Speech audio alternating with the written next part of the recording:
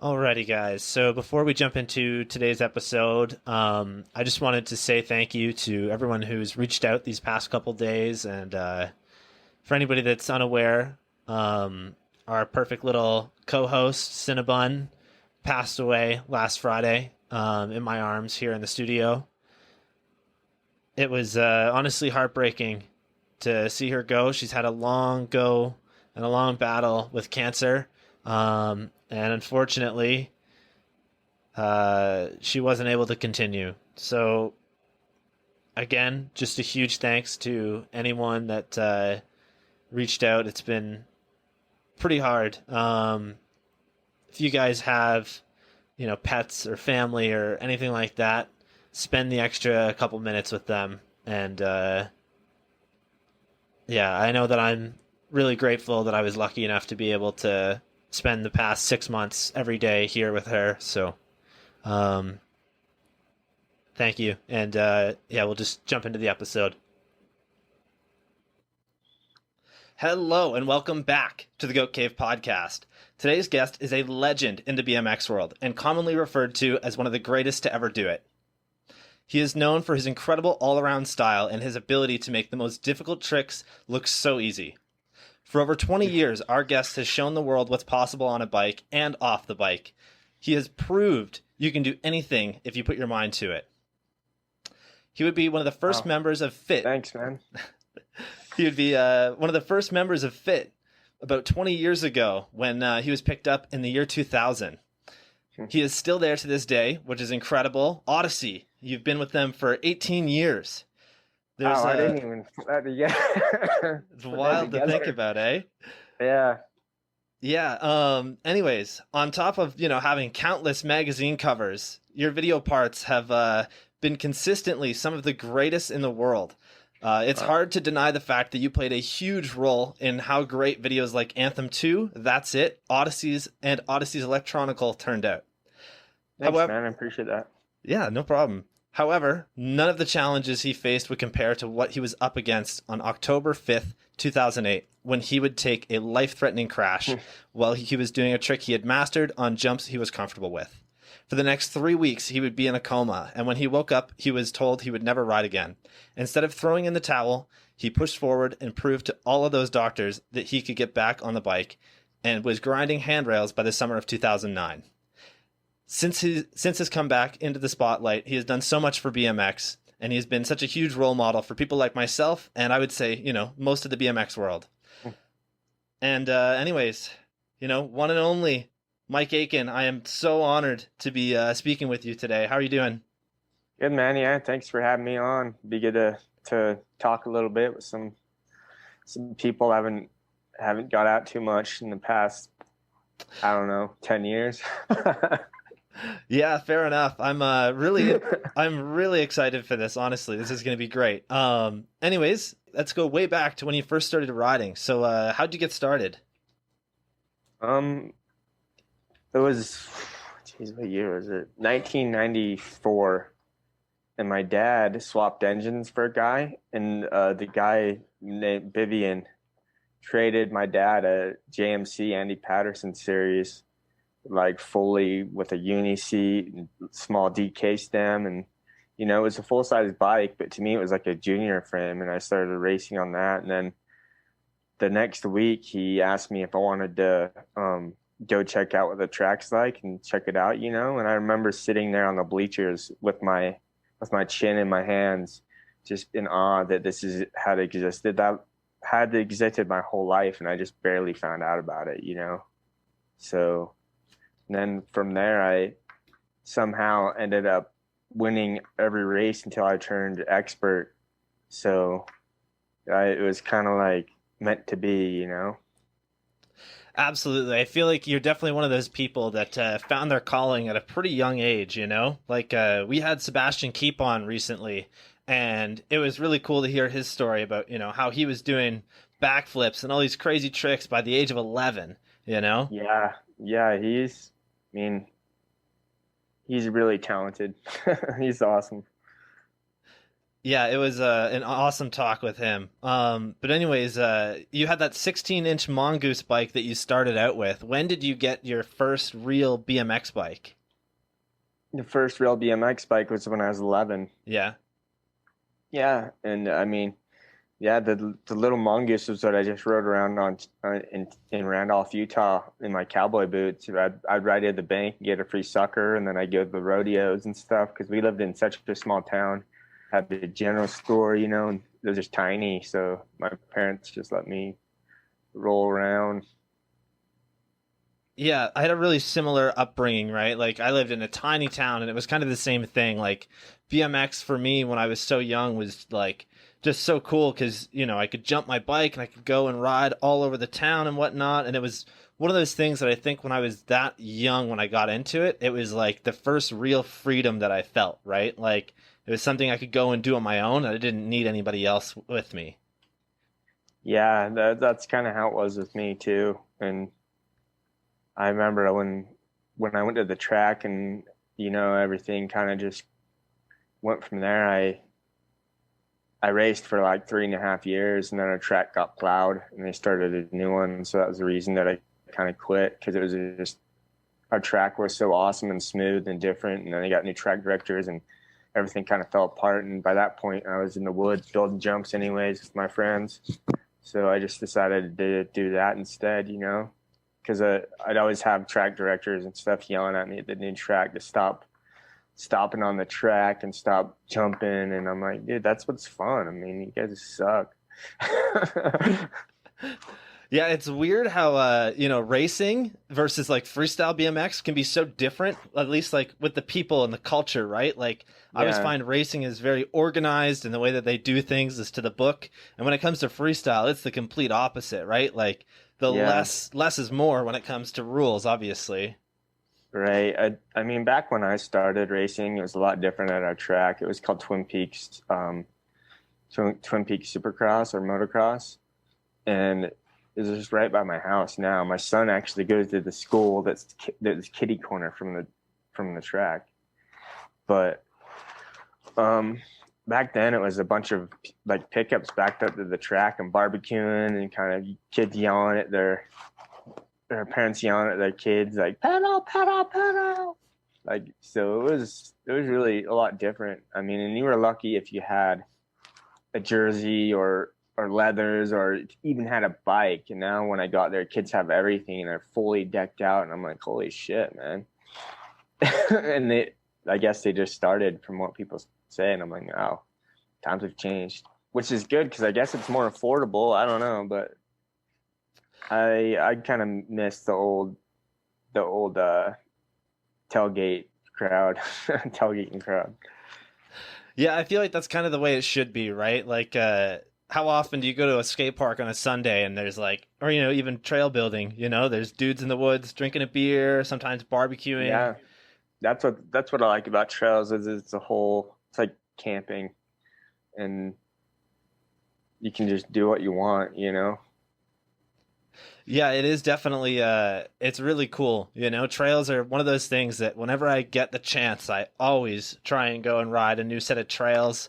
My buddy Ryan has an incredible set of trails in his backyard, you know, like it's just one of those things that you don't really see too many people that do that. You know, you got Fuzzy and you got Matt Beringer and then TJ Lavin had trails in his backyard, but Yeah, whenever it's just like a local, you know, and he's got actual trails in his backyard, that's wild.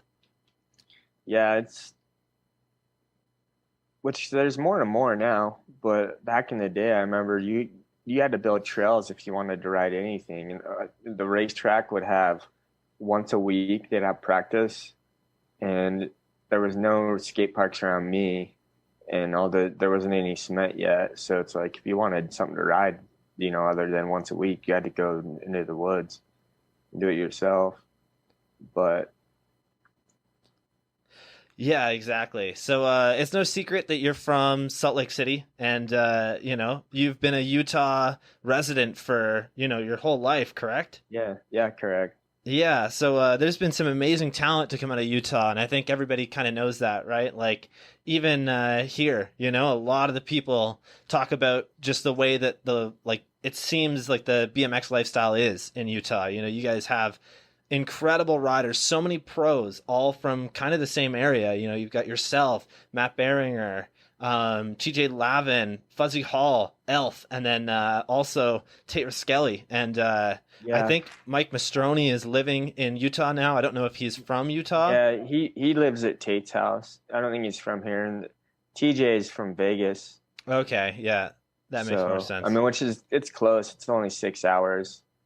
So, I mean, I can't think of their names right now, but there's a lot of kids that are really good that are from here, and it's really cool to see because, I mean, back when I would go to the trails all the time when I was first coming up, it was like you knew everyone in the road BMX, the like road trails and stuff because it was only like about 10 dudes, you know.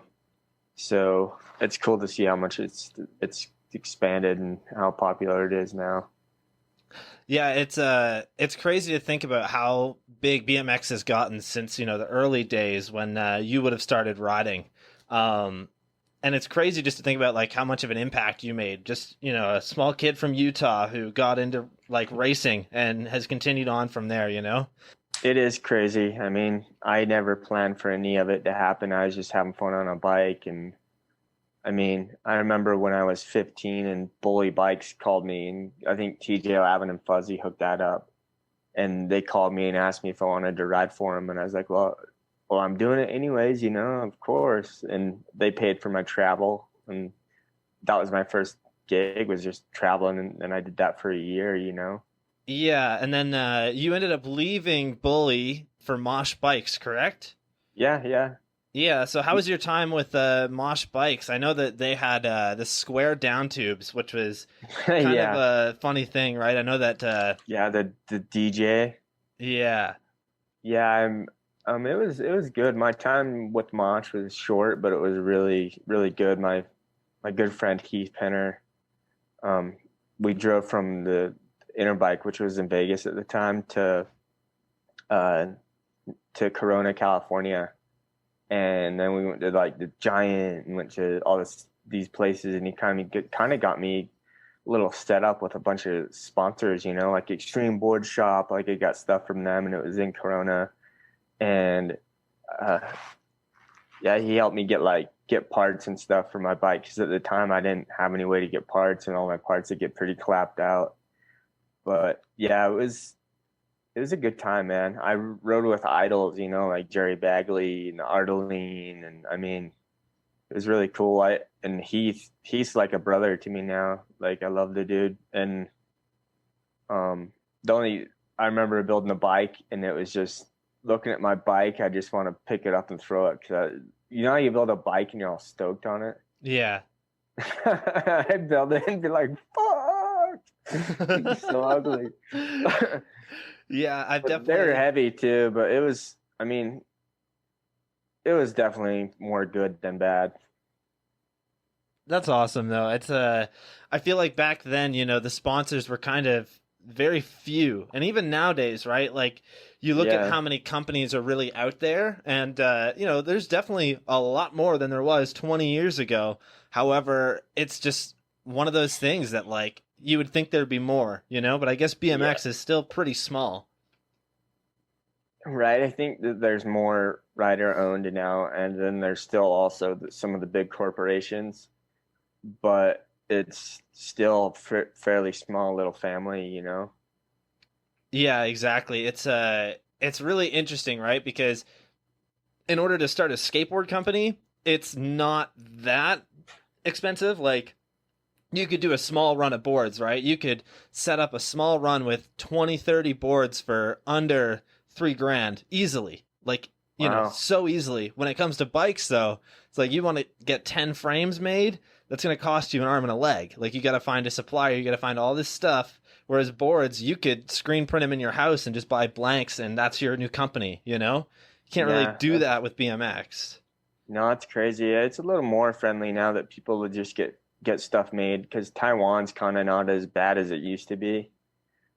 Because it used to be like if you rode a bike that was made in Taiwan, it would just like Jerry's bike. No, no, not trying to talk ass, but when I rode his frame on Mosh, I'd build a new one up at least every month because I'd bend the rear ends, you know, because I'd always land sideways and do kickouts and stuff.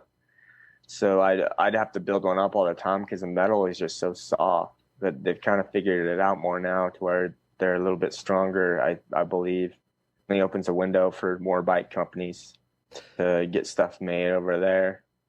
Yeah, exactly. It's So things have gotten so much better production wise, right? Like you look at the stuff that people were riding 20, 30 years ago and you look at the stuff now and you can't compare it. Like even you know, earlier this year we saw the re-release of your S 3.5 frame, correct? And it yeah, was yeah. such an awesome idea to do a reissue, right? Like that's a big thing in skateboarding, and I'm a huge fan of it. I wish that we would do more of it in BMX. So I was really stoked to see that. But yeah, just to see the difference, you know, if you were to hold up those two frames, like what do you see as the main differences? Like if you had Hold up, what two frames? the original like S 3.5 frame to the current one that you guys just released. The 3.5 is a lot lower. It's really light, and I don't know all the specs because I've never really cared about specs. I just ride it and get used to it. Besides the head tube angle, I care about a little bit, and then obviously the length. But rear ends and stuff, I mean, the bullies when I rode those things were like 17 inches. Wow. They're really long. They're really long. They weren't quite that long, but like they're 16 something. It is So crazy to think about how much that's changed, right? Like most modern BMX frames are a 13 like dropout standard. like I have to ask people like, what does it do with your bottom bracket if that's how high it is? Like, what does that help out? You know, because I've never really looked into it all. I've just kind of gotten used to stuff and figured it out.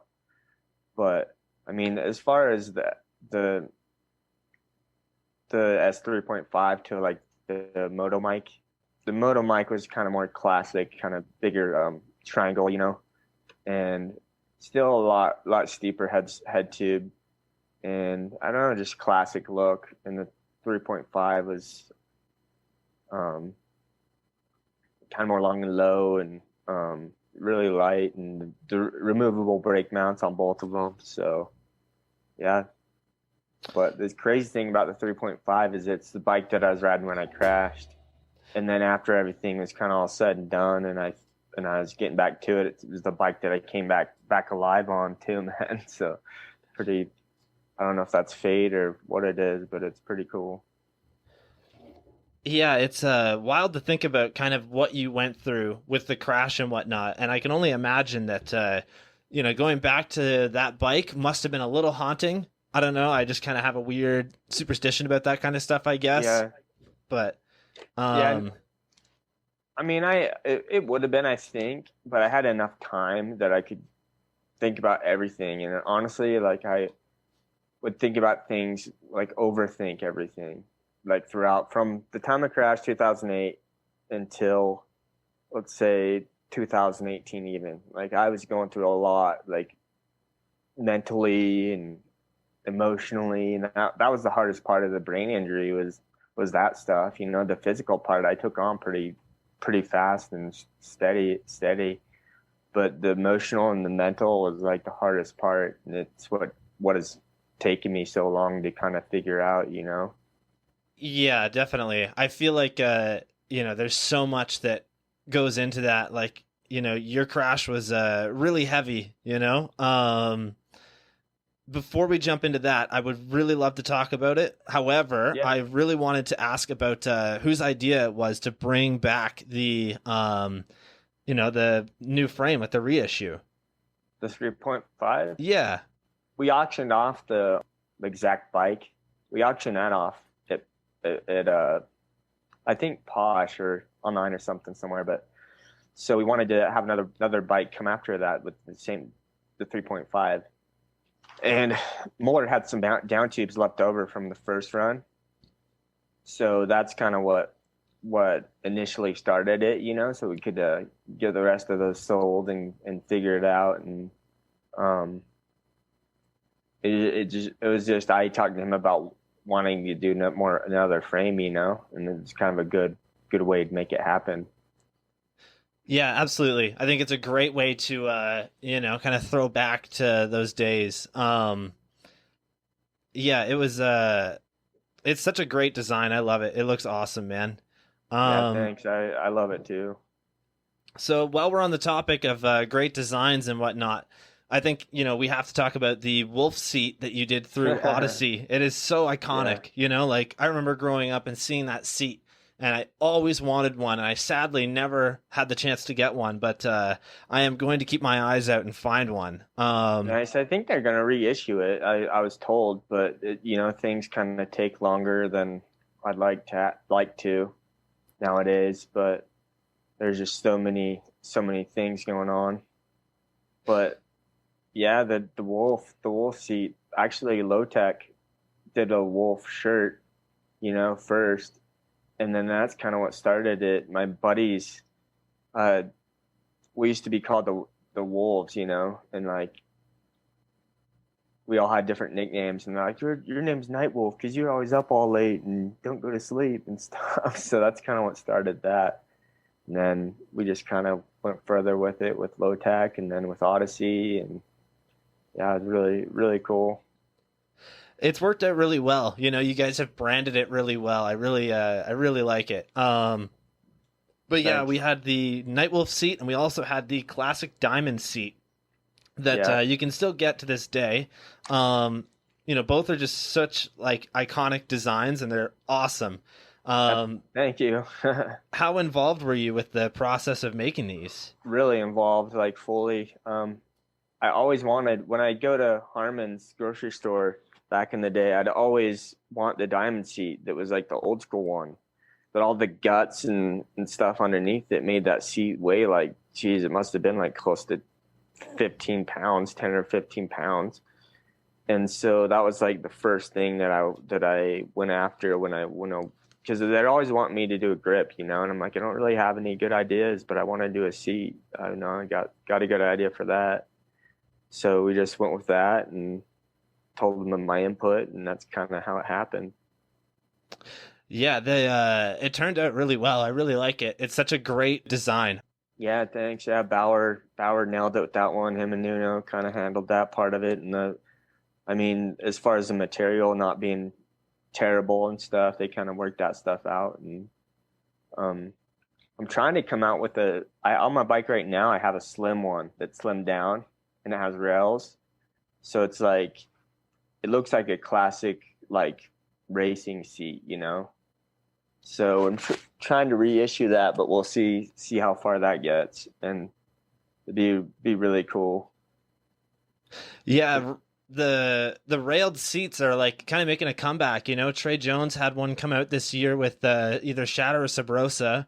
Um, Yeah, yeah, it's I'm kind not. of I'd like to do it to where you can get different colored anodized rails, that pop in and out. I don't know how hard it would be, but so you can like kind of mismatch your seat with different rails. I think kids would be into that. that's 'Cause, I actually such mean, a great way to bring that back. back when I was racing, like started, people were all into like purple anodized, like making your bike all tricked out and look all anodized, everything like all little tiny anodized parts that like seat post clamp, anodized, brake lever or whatever. But I think that'd be a really cool way to make your seat look all tricked out, like with a black and gold rails or something. Yeah, I could totally see that working so well, like with the black rail or sorry, the like red anodized rails, and then you've got, your seat post clamp like that. And back in the day when everything was like male axles, you could get red anodized bolts, just match up those small parts. I bet it would look Yeah, really good. yeah, it just kind of makes it look all. It's when you have your bike and you kind of spend a little extra and make it look all tits. Yeah, exactly, man. So a few other things, I feel like everybody wants to know the story of how the Aiken tires came to be. It's such a iconic tire in BMX, and it's one that I know I've ridden them. They're great. I Yeah, love them. yeah, it kind of. I mean, back when I first started riding for Odyssey, they didn't really have that many tires that I liked. I think that was the one knobby they had. I forget what it was called, but it was a lot like my knobby, Not a lot like it. There were certain differences that I don't know, like the main X pattern was like fully X'd out instead of the way it is now, and I don't know, like it just kind of came together, and we talked about it, and I told him all the changes I like to make and things like that, and it just kind of happened. Awesome. I don't think that too many people run the knobby, especially nowadays, because there's not that many trail riders uh, opposed to street, I guess. But the street tire was uh, made from a tire I ran too when I first got on Odyssey, and we just kind of went from that and kind of told him the changes in it I'd like to see, and how much PSI. It's a funny story because back then I was like I told him I wanted the knobby 2.25, and he's like, that's too big, no one will buy it, and he's probably right because he knows what sells. But it's like I always ran a 2.25 Tioga tire or a Comp 3, and then nowadays you look at, I mean, now I sound like an old man nowadays, but you look at tires now and it's like 2.45 or 3.5, and it's just funny to see how far it's come. Yeah, we're just looking at the tire right now, and like you said, you wanted to do 2.25, and at the time that was probably just such a huge tire, and it's funny that now the standard is 2.4. Like I felt, yeah, that's what it is. I want to make a knobby 2.4 because I'd run it. I've always wanted huge ones because it just makes your bike feel like a damn motorcycle. Yeah, and definitely. I like the vibration, but yeah, that was like way back when I first got on Odyssey that we started doing the tire and the seat, and those are good times for sure. So one last product that you guys did, and I'm not too sure if a lot of people know about this, is the Aitken gloves. Yeah. And I feel that nowadays a lot of riders don't really wear gloves. Maybe the trail scene wears a lot of them, right? Yeah. But I never wore gloves. Yeah, which is interesting, right? I never wore gloves until after I crashed. And because my right side was paralyzed, my right hand would always, when I crash, it would always roll under my body and get scuffed up. So then I started to figure out some gloves because I didn't want to scuff up my hand and stuff anymore because I didn't have the strength to keep it upright. But so I bought a pair of Harley Davidson gloves, but I didn't like them because of the padding, so I cut the padding and took the padding out of it. So that's kind of where that came from. Was I just wanted, who wants to wear a glove and feel like, sorry Aaron Ross, but feel like you're golfing? I mean, I want to put on a pair of gloves and feel like I'm riding a hog, or gonna beat someone's ass or something like that. Yeah, anyways, I want to feel tough when I'm gonna go to battle, if you know what I mean. They definitely pulled off the badass look. That was something I was going to mention, was just the fact that, if there aren't any benefits for anybody, that, they don't feel the difference, at least they make you look like a badass. Yeah, and they're multifunctional. You can wear them when it gets cold, wear them when you're riding your BMX, wear them when you're riding your hog, or just wear them to show people what's up. Yeah, exactly. They actually looked really good too. You guys had this red pair here that were really nice. I liked these. They got, some stylish stuff going on. They've got the diamonds from the seat as well by your name, which is sweet. Thanks.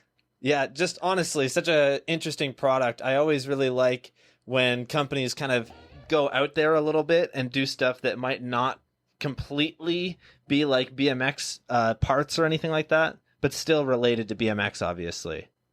Yeah, I think it's pretty cool because Nick Long, the racer, runs them, and he sends me pictures of him wearing them. He wears the brown ones, and it's pretty cool to see people using them, because I always wanted people to utilize them in racing, because you kind of need gloves for racing. You always crash hauling ass, and you don't want to get all scuffed up. But pretty cool to see them see them. It's because I can't remember what year it was when we did those, but they didn't really take off, you know. So it's kind of cool to see people using them still.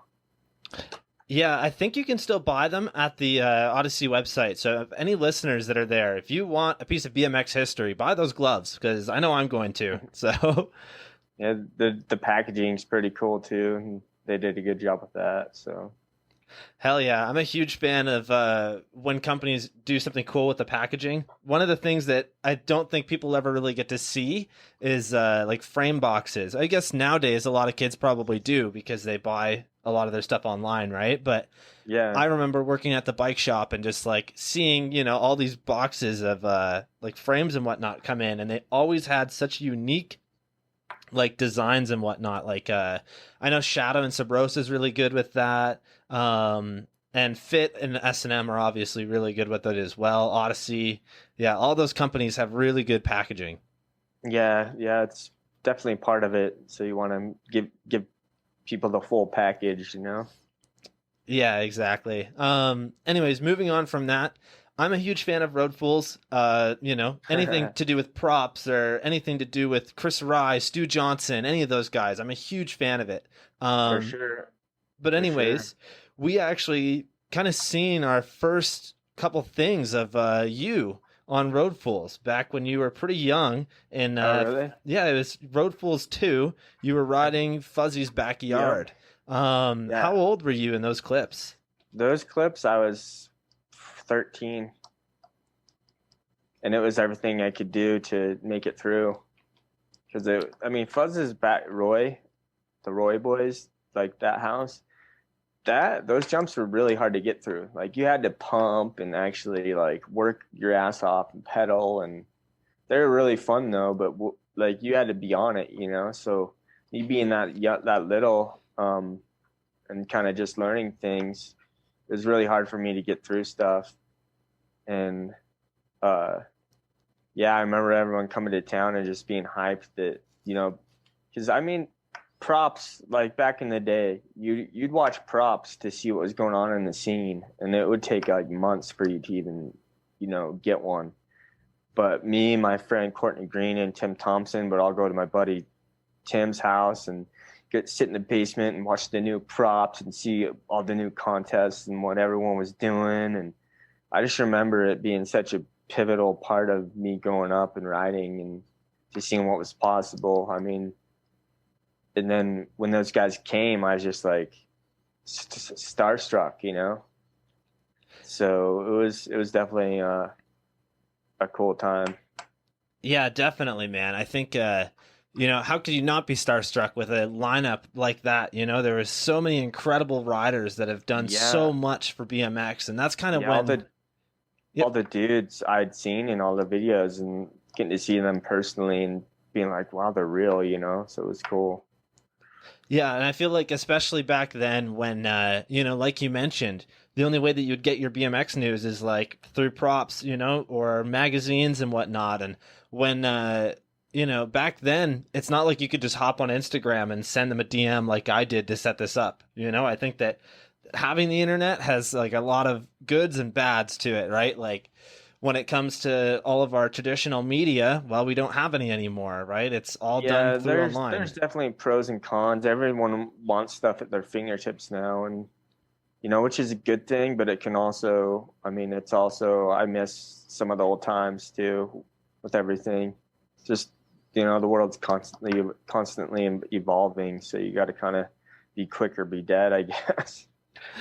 Yeah, I definitely look at it as like, the amount of work that would go into a magazine cover or even just an ad or having your photo in a magazine and what that would have felt like compared to what happens now where, maybe our BMX or Dig or any of the big Yeah. BMX medias will repost your stuff. I feel like it's so different, right? Like it's still awesome. We need that. Oh We yeah, definitely do, but it's still awesome. But like back when, I mean, magazines, you would, dude, my first picture, I was like so pumped, man. Just seeing that in a magazine and like just having a hard copy in your hands and just realizing that people buy these and millions of people are going to see it, you know?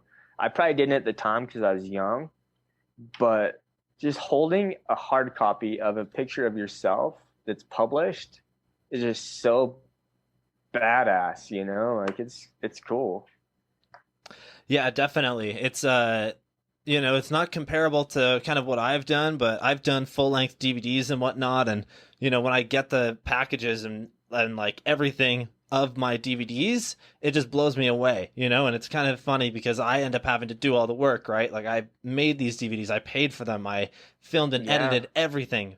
But when you get it and you see like just the hard copy of it, it blows you away. I don't know why, but like it's just like everything comes into fruition, it's definitely a cool feeling.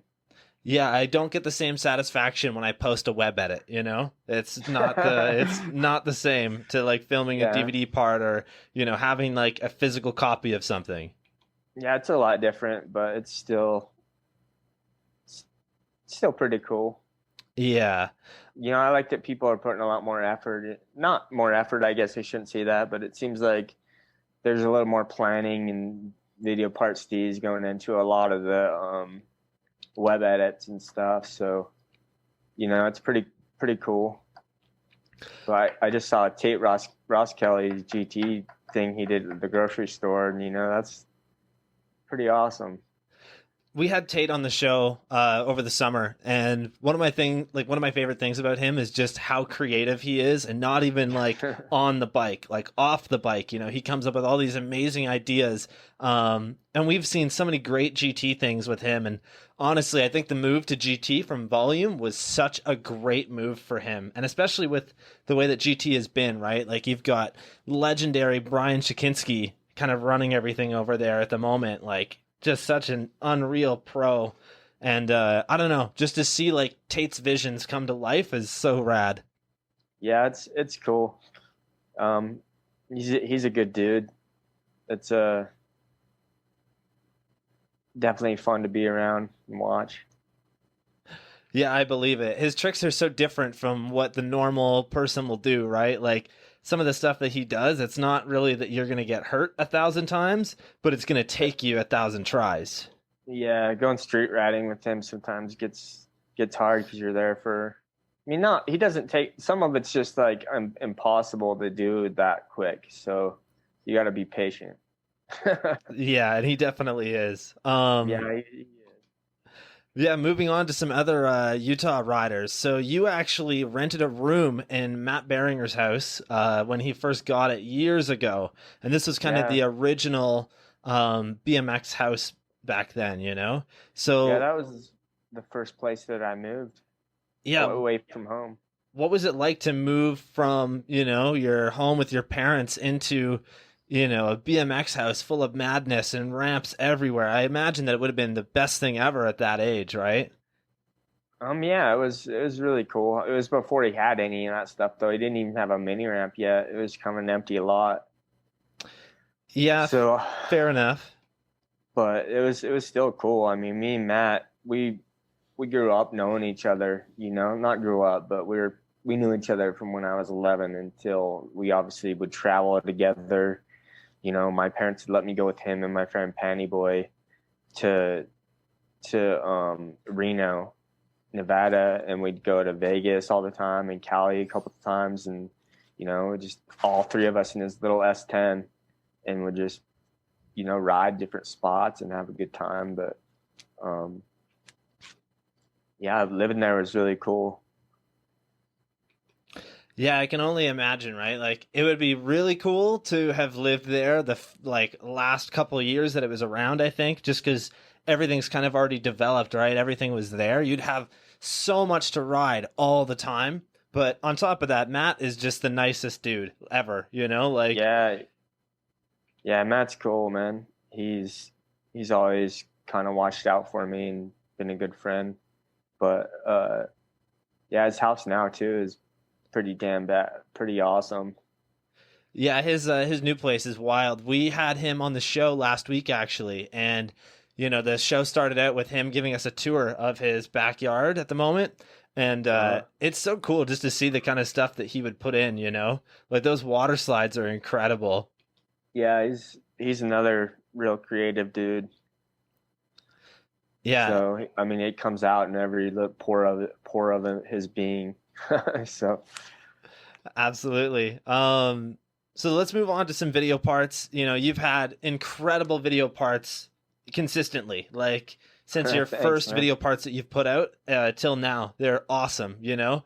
Yeah, thank you. I feel like in a video part that was pretty important, must have been the travel log that you guys did with Tom Dugan and Joe Rich from Montana to Idaho. And I think the reason that this would be kind of important is that it was really the first time the BMX world had been seeing your stuff since your crash. You know, like we had seen some things, but I feel like this is kind of the first full length thing you did, correct? Yeah, it was kind of. I didn't even think I could like do it or go on it because I was just so far from where I wanted to be or thought I should be. Because when you're at one point in your riding and you wake up the next day and you're at another, and all your muscle memory is like not gone, but you kind of have to start over and retrain your whole body how to, like I had to retrain my whole right side how to do every movement and how to like do something as simple as just, you know, moving my arm right, moving my arm left. And for a long time, because all the nerves were gone and I had to create new pathways for them, my arm would be, my limbs would be like numb and tingly, and it just didn't, like something as simple as swinging your arm when you walk just felt like I was doing it wrong, you know? It just so weird. So when I went on that trip, I didn't think I could do anything. And, you know, Joe and Tom kind of put me at ease and let me know it was going to be kind of fun watching video and a movie type of thing. And we're just going to, you know, do obviously riding, but just, you know, ride bowls and stuff. It was kind of became more of it's something I thought I could do. So it was definitely Joe rules, man. He's another dude. I can't say much enough good stuff about him, but Tom also is kind of the first real trip together, and it was a good time that trip. It's such a great video. I love the intro here with Tom, you know, about 5 zippers away from looking like Michael Jackson, but with that red leather jacket. Yeah. It's honestly such a unique Cool. video. I love it. And one of my favorite things about it was just seeing you riding again. Like there's a clip of you doing a big gap out of the park and like a nose bonk on the fence, and that was such a crazy clip that like, you know, not a lot of people could do. I think you got to give yourself more credit because that clip was Thanks, awesome. man. That was definitely the gnarliest thing I did, and it scared me. And I think probably Joe and Tom too probably scared them too. But the thing is when you're hurt like that bad, your mind's still in the same place, but my body wasn't, and that was probably the hardest thing. But yeah, thanks, man. I was definitely happy with that move.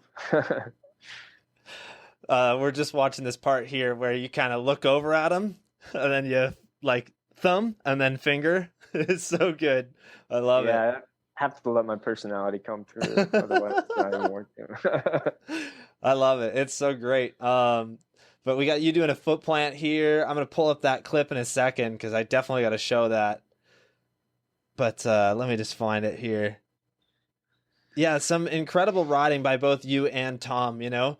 And this is kind Tom, I felt bad for Tom because Tom ended up having like filming way more clips than he probably needed to because my lack of being able to put content out at that point. Yeah, fair enough. But Tom was kind of just blowing up at this point. I feel like he was pretty popular right around that time, which is awesome. And he's still such an unreal rider all these years later, you know? Yeah, that fence gap is nuts, dude. We just watched that. That is wild. But yeah, anyways, Joe Rich did an amazing job filming and editing that video. It's honestly so good. I love it. And that was a video that I watched years ago. Like I remember when that came out, and I watched it instantly. Yeah, that was a really fun trip. Just with two good friends, and just felt really laid back too. So Yeah, I think what's so cool about it was the fact that it is just a laid back trip. It's not like you guys went there with the intentions of doing the greatest thing ever. Like it was all about the adventure rather than, the like the tricks and whatnot. yeah, it was definitely that was the idea, and kind of came together that way. So that's awesome. And Tom definitely did some gnarly stuff though. Yeah, Tom definitely did. There's some crazy clips in there. For anybody who is listening that hasn't seen that video before, definitely go check it out. I will try and remember to put the link in the description. Anyways, we got to move on to Anthem 2. For, everybody that's listened before, I'm sure you guys are getting annoyed at this. Anthem 2 is my favorite video of all time. It was a huge reason on why I got into filming and why I got so into BMX. And I think that a lot of a lot from what came of Anthem 2 really inspired me to get into filming, get into riding more seriously, and try and create something for myself and my friends around here. But Anthem, it was just so amazing. And you opened up the video with your amazing part, and I actually had Stu on for episode 60. And when we talked, the first question that I asked him about Anthem 2 was, how were you able to edit Mike Aitken's part, one of the best parts in the video, if not the most memorable part of that video, and put it first and still make everybody else look so awesome? Because your riding in that video part was so good. That was, I believe, some of the best riding you had ever done, at least in my opinion. Yeah, thank you, man. I grew up watching Anthem. I watched Anthem, the first one, every day before I went to the trails. So when Stu asked me, it was a kind of a no-brainer, and it was at the peak of my riding, like the best I had felt, the most comfortable, the most fluid. It just felt like an extension of my arm, at that point. But I think I was in PA for 3 days when we filmed, and then I filmed a week here, and then Stu uses some old clips of me as well, but happy with the way it came together. Yeah, it's crazy to think you filmed it all in pretty much 10 days with some extra clips as well. Yeah, that wasn't obviously my crash hindered me being able to film longer. We're gonna go on some trips and things like that, but I think the next day too, when I crashed, we're gonna go to Caddy, and I still have never been to Caddy because I crashed, Oh, but man. yeah, I was excited too as well. But I mean, yeah, overall, we went to Pittsburgh. I think we went to Pittsburgh and rode Monroeville, and then I got to ride Posh for 2 days before I crashed, and it was the longest I'd ever ridden Posh.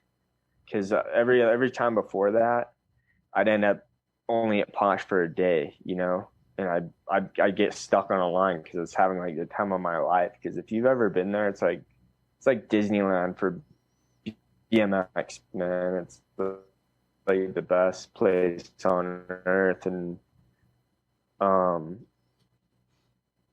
yeah, you're just having too much fun to move from a line sometimes. So I'd end up just staying on one line the whole time. And this time I actually got to ride more lines because I was there a couple days. So it was a good time. Definitely that experience of one of the tops.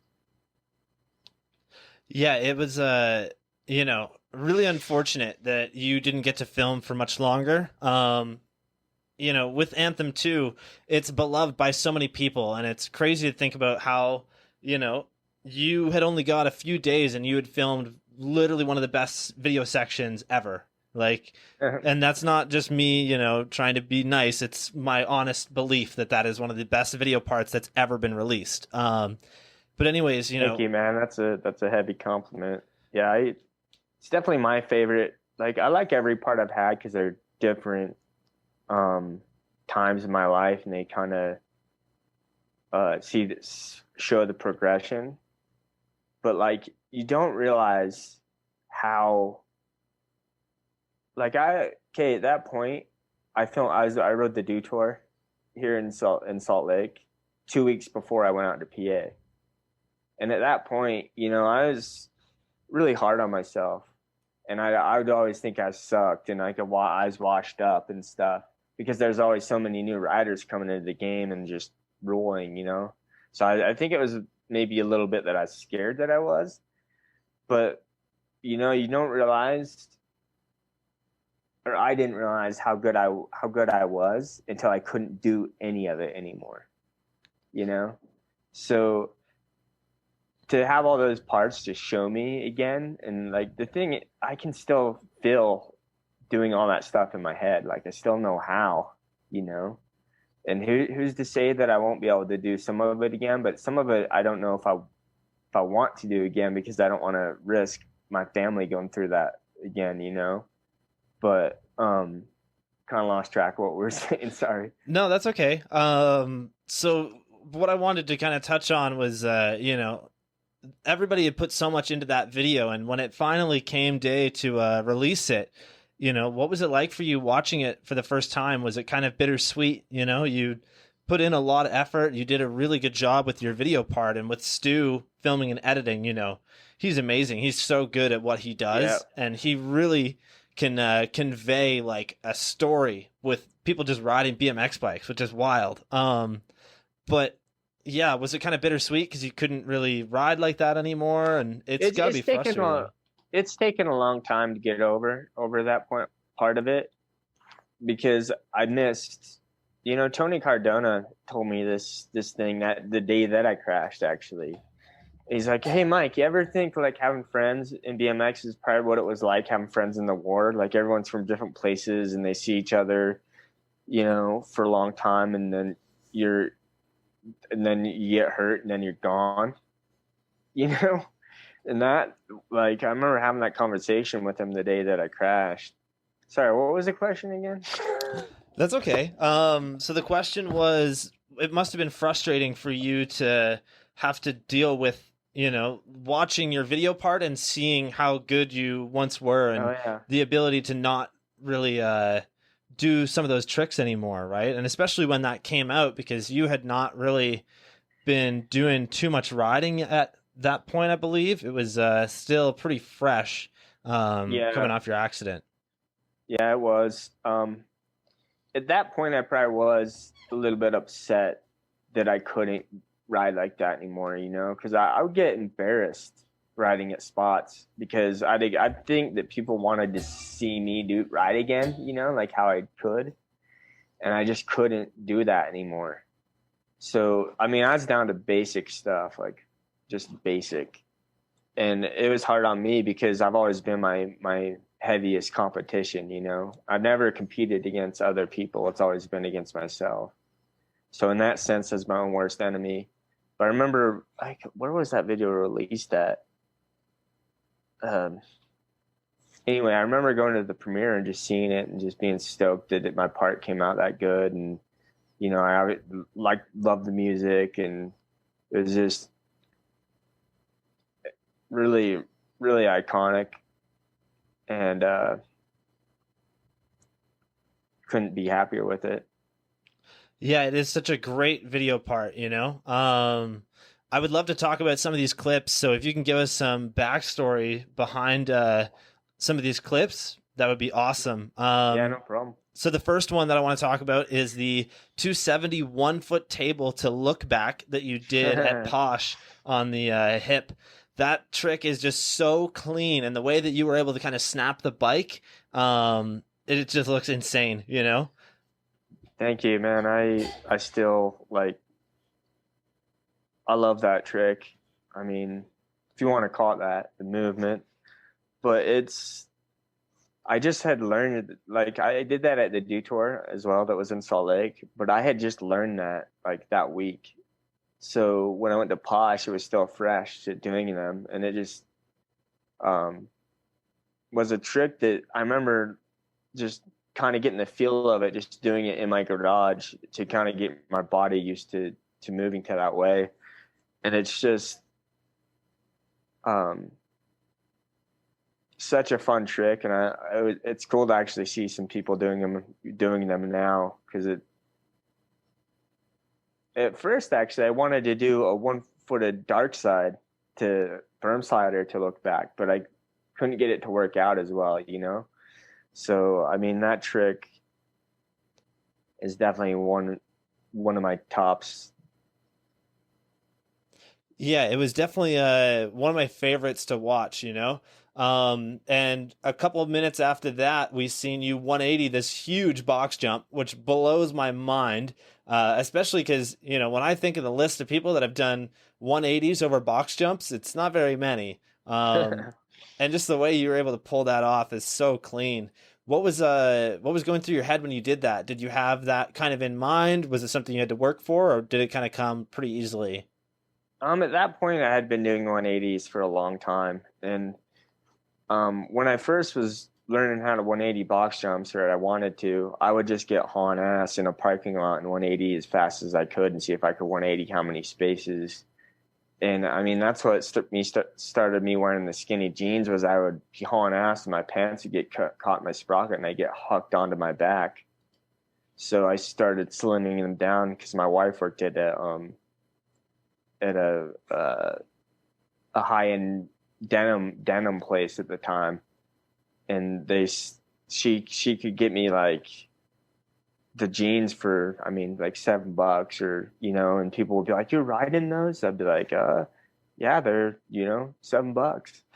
But anyway, at that point, by that point, 180 in a box jump was kind of like, I don't want to say second nature, because it wasn't that easy, but it was, I had figured it out, you know? So Yeah, and then later on in that line, you actually do a over ice with no pegs, you know, on the axle, and then you do a ice to fakie on the other side with no peg either.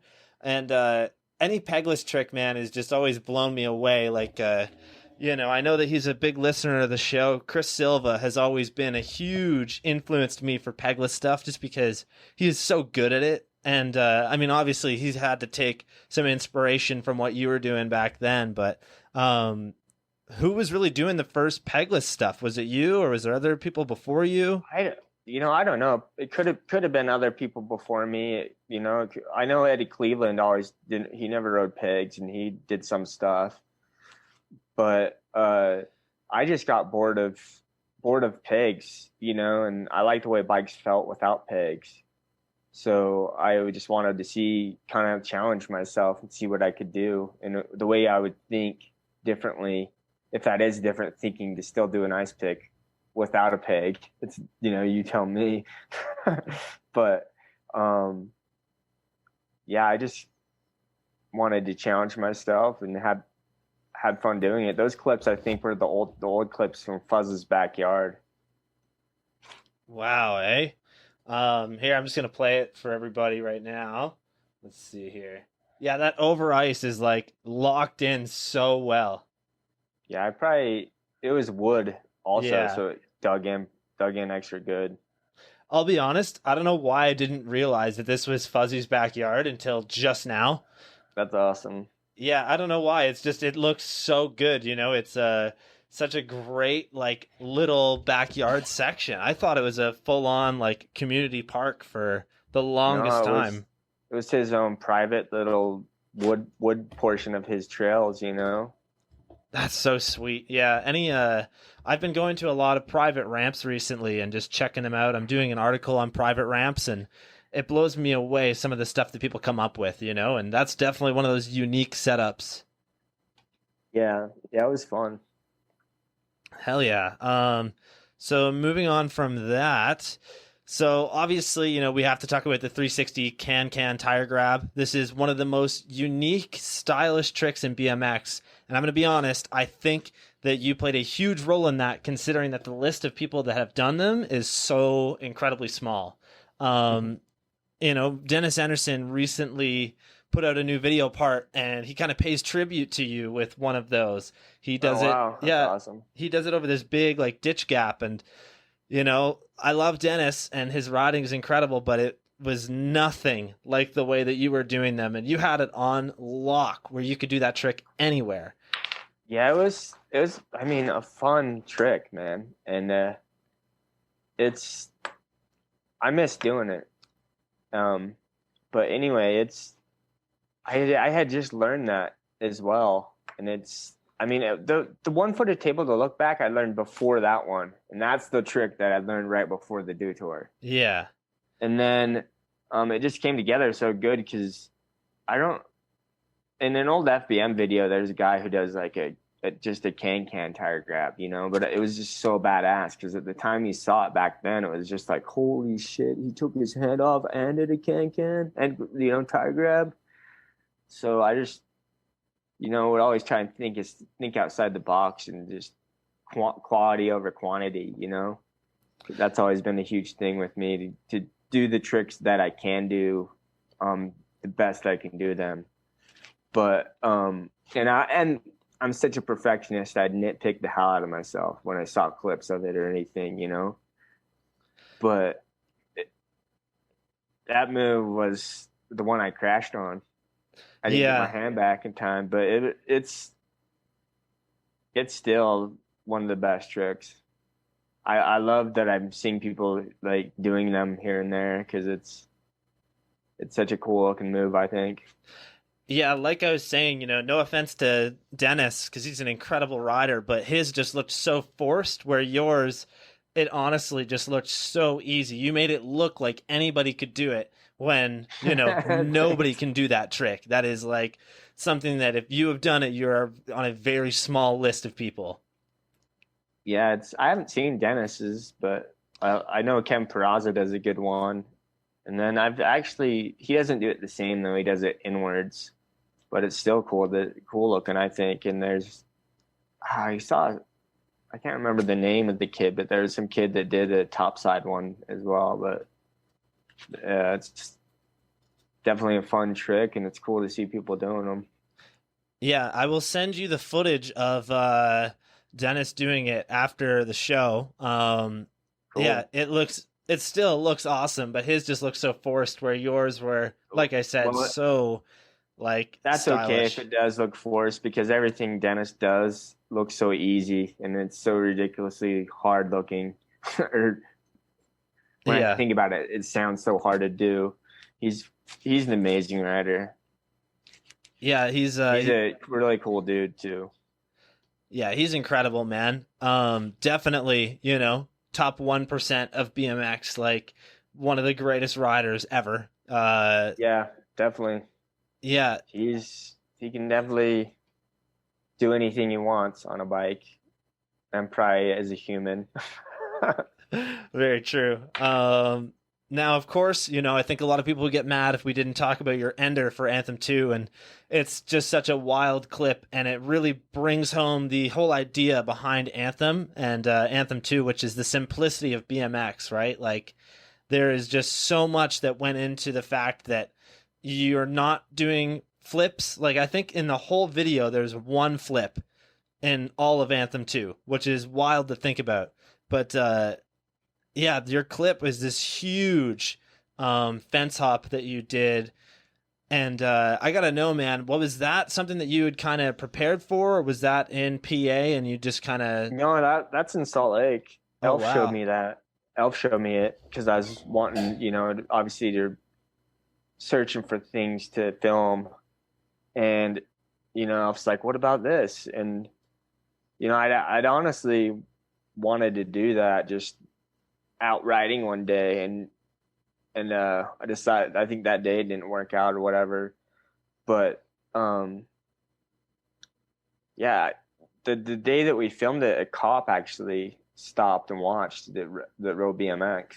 And he Really? stopped. Yeah, he kind of like looked out for traffic for me from the one side, and I think I ended up doing it like 3 or 4 times for Stu because I kept landing in this little groove. I think I even do when in the one that we used, but um, I wanted to land like on the upper area because I land like it goes cement and then down like a foot and then like another 2 feet of cement, and I kept landing down in the cement and I wanted to land up on the top, Oh yeah, I see but what you mean. I had to haul ass for that, and it was Yeah, definitely a cool feeling. yeah, in the clip you're like rolling down the side of a fucking highway like bank, you know? Yeah, It's it's on the side of the freeway. it's so wild, man. Is that spot still there to this day? Yeah, I think Riley, my friend Riley, posted a picture of it. He's like spot appreciation and then tagged me. That's sick, man. Yeah, Yeah, it it's was just fun. such a crazy spot. And like I said, there's no tricks in there. It's just a big, huge hop, and there's so much that could go wrong, so much that, might not work. And you were able to pull it off extremely clean at that as well. Thanks. Yeah, all about the nose dive. Yeah, there you go. Um, so what clip would you say was probably the hardest to get for Anthem 2? I know that you didn't film for very long, but Um, Honestly, I can't remember, but I remember probably. I mean, it probably took like I don't know. Honestly, can't think of any. None of them really took that long. It was just kind of like thinking of them to go grab. And the trails, Stu is just cool. So he's like, just do what you do and I'll film it. There's no need to tell me that what you want to film. Just do what you do and I'll get it. And if I want a different angle, I'll ask. hell yeah, man. So yeah, let's talk a little bit about your crash. We mentioned kind of what happened there. When you were filming for Anthem 2, you were doing a 360 can tire grab at Posh, and you ended up over rotating, correct? Yeah, over the last one of the 250s, and I'd done it that day. Or not that day, but those couple days that we were there, I'd done it over the 250s, but Stu didn't get it. And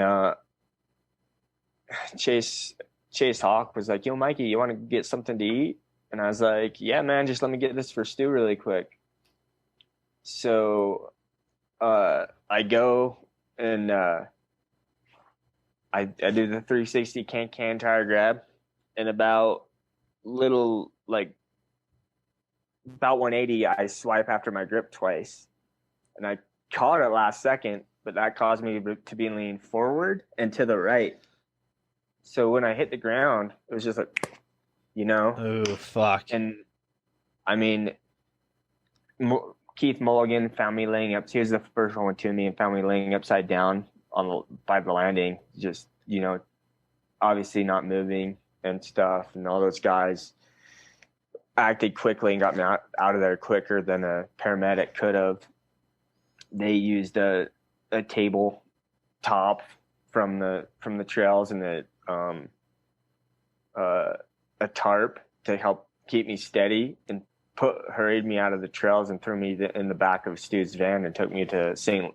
Luke's, I believe it is. Mm-hmm. And there's some point where someone said I pulled a bunch of dirt out of my mouth too. So, but yeah, and then I was in a coma for 2 weeks in PA, and then their air me home. I think it's either Fox. I think Fox paid for it, me to get air home. Wow. And then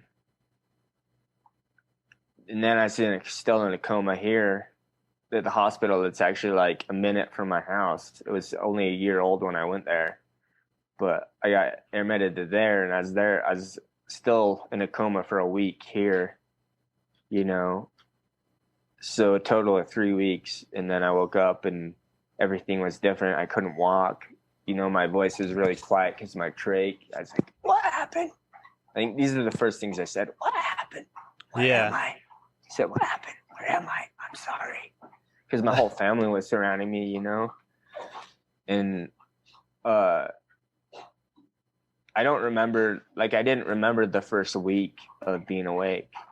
It took a long time to kind of piece everything together, and it's like getting knocked out if you have or a concussion if you've ever had one of those. It's like that. I mean, times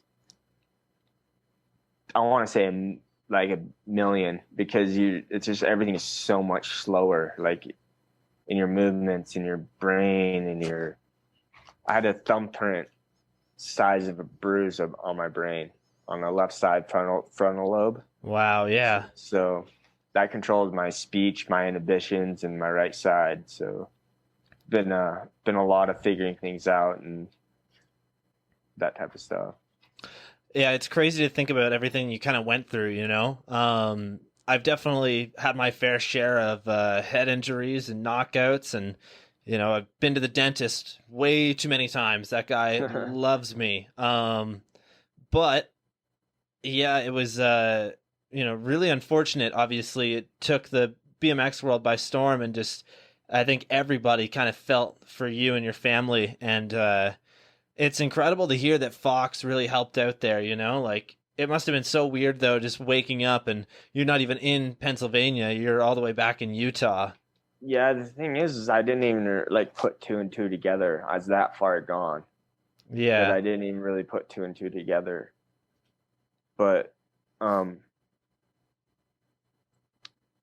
it was definitely weird. It's really hard time in my life, and not only was that my bulldog barking. Oh, that's awesome. Not only was that different, I think my sponsor changed. Fit, like everyone laughed and went to Colt, so like I got knocked out and then kicked when I was down, it felt like, and I was just, but the BMX community coming together for me, like it was just so like heartwarming, and like, because I didn't have health insurance, Right. And I think I ended up owing the hospitals like $350,000 plus all the little doctors and stuff that saw me. So everyone came together and helped me actually be able to pay, a lot of that stuff down and off. And it was definitely huge. I can't thank them enough and say that how strong it is, the community. So. Yeah, man, my a very close friend of mine, when we were filming for our last video, he was out at the park. He had brought one friend with him, I think, and there was a couple other people there, but he wasn't coming out to film. It was nothing like that. It was just a normal run-of-the-mill day for him, and he tried to do a Smith grind on a 9-foot pool, missed his front peg, and then started falling in and tried to jump over the bars and caught his feet on the bars and went right to his head, put himself in a coma for 4 days. And yeah, Travis had lost 30 pounds in 4 days from being in a coma. And I know you lost a significant amount of weight while you were that's one under. thing. I lost 30 pounds as well. I weigh 160, and when I woke up I weighed 130. And that's the hardest part. I hold up my arm because I couldn't physically hold it up, and all my muscle was sagging down, and I could see the bone. Wow. And, yeah. What's it called? I can't think of what it's called when you lose a lot of muscle and whatever, it takes way longer to get back than it does to lose, obviously, but it's, gosh, what is that called? It's bugging me. Yeah, I can't think of the name of it either, but I've got it like on the tip of my tongue. Yeah, same. But yeah, moving on from that, if you think of the name of it, definitely let me know. Yeah. So like you had mentioned, you could only talk in whispers. You really couldn't talk, and I didn't know this, but you had a trach, correct? Yeah. Yeah, Yep. so that must have been really tough. My buddy had feeding tubes and like breathing tubes down his throat, Yeah. and he was the same way. Where for about the first week he could only whisper, which is crazy to think about. Yeah, they just shut the door in the hospital room to even hear me. And Wow.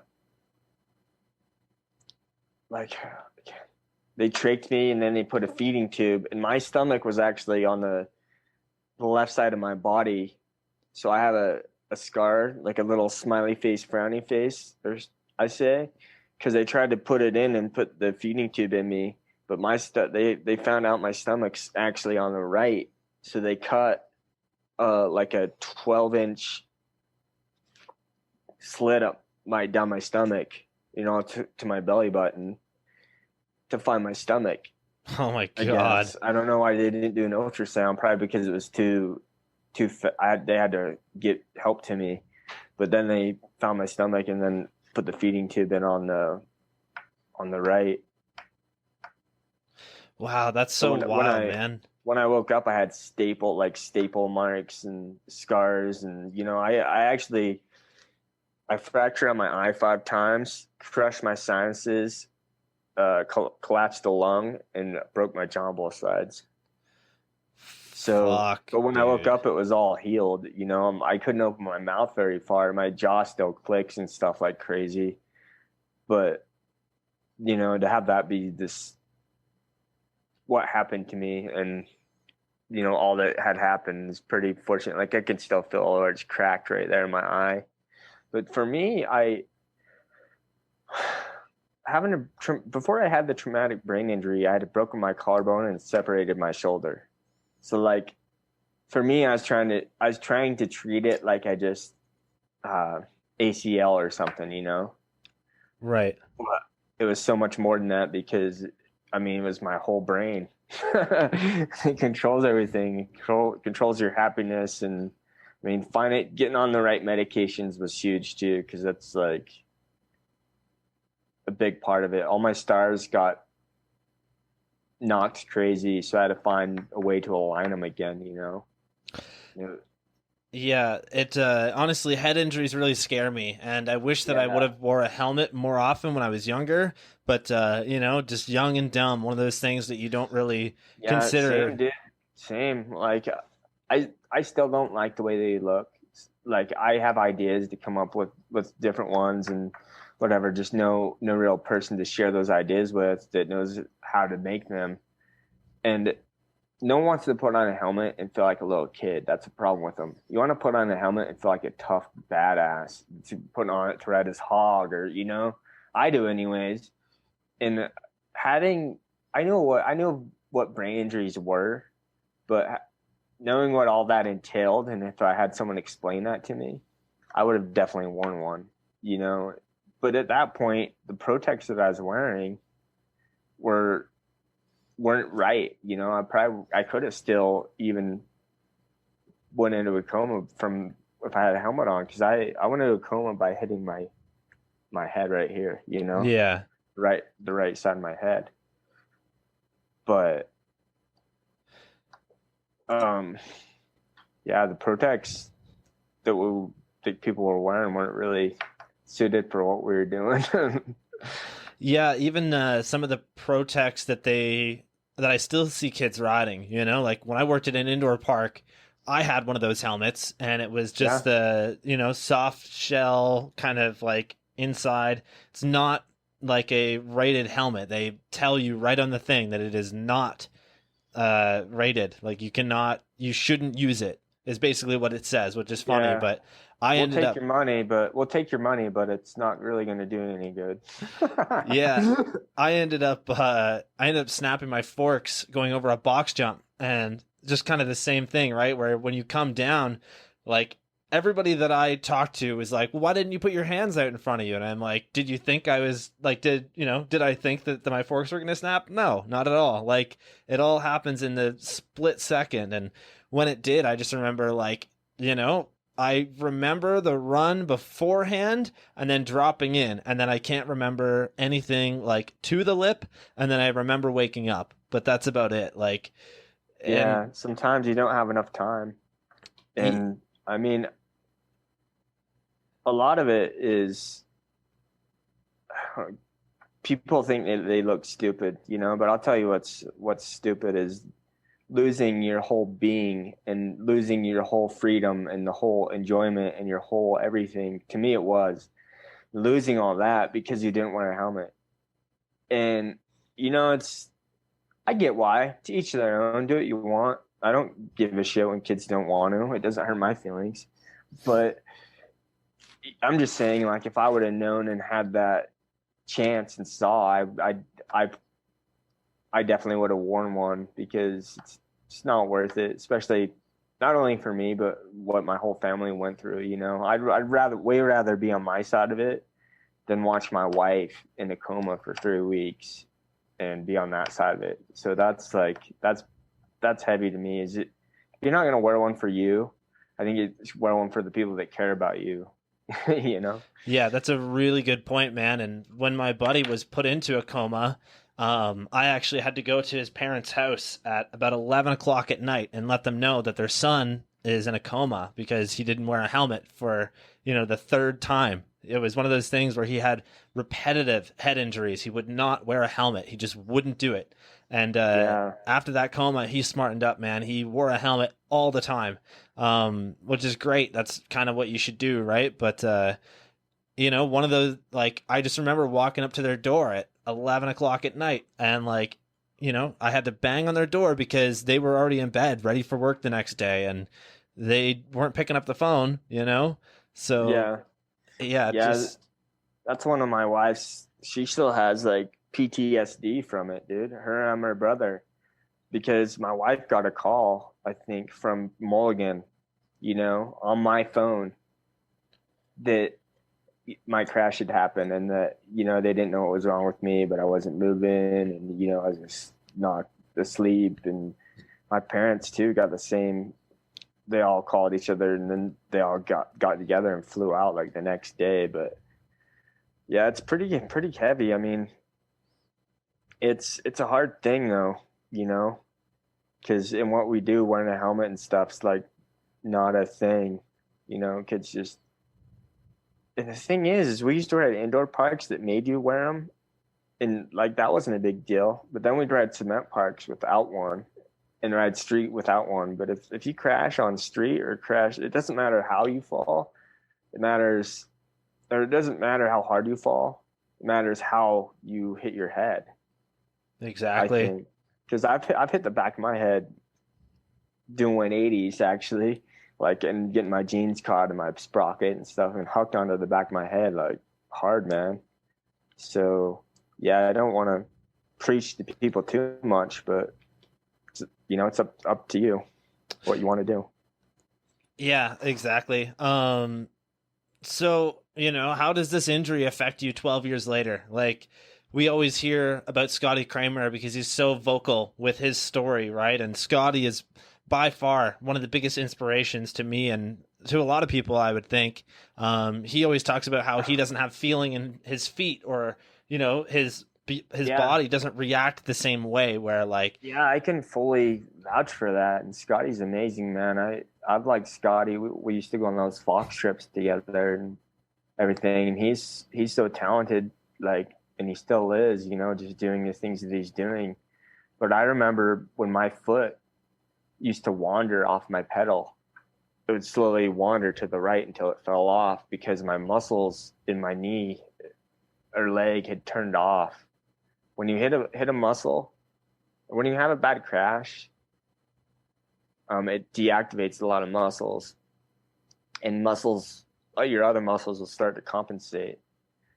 So that's what was happening, and my foot would wander off, and it took a long time for it to just be able to actually have the muscle to press down and have it stay, But my feet would constantly, not my left, because it was not affected, but my right would constantly wander as I'd go through the Tanner trails. mm-hmm. It would constantly wander and then just fall off because the first, I'd say, year I'd go down to Tanner and I was basically riding them with the left side of my body because I wanted to get through. I'm like, I remember how to do this. I can get through them on sheer willpower, you know? Yeah, And exactly. some of the crashes I had were like horrific. I mean, and I'd hate to be my friends that were watching me and stuff, but I just wanted it back so bad, you know? So I was, but, yeah, Scotty's amazing. Yeah, I feel like you probably follow a lot of what he's up to, you know, like especially A with little his bit, story. a little bit. I mean, his happened after mine, and I remember reading about it and just being like, geez, man, not another one, you know? Yeah, it And seems, sorry to interrupt, but it seems that every few years we have one of these huge legends, you know, that ends up getting a very bad traumatic head injury. And it's one of those things that's so sad because you look at kind of what happened with Scotty, where he was doing everything right. He was wearing a helmet, he was doing a trick that he has done 1,000 times, and he wasn't even filming it for like a video. It was literally just a normal like vlog video for them, and you know, he ended up like almost dying. Like he was very yeah, close to not being here anymore. And you look at what happened with Brett, and same thing, right? Like Brett was wearing a helmet, and it's just one of those things that unfortunately it happens to people. And no matter what, you know, you can either go in prepared, because you look at what happened with Scotty and Brett. Had they not been wearing a helmet, they 100% would not have been here today. Definitely not. yeah, yeah, it's definitely a heavy thing.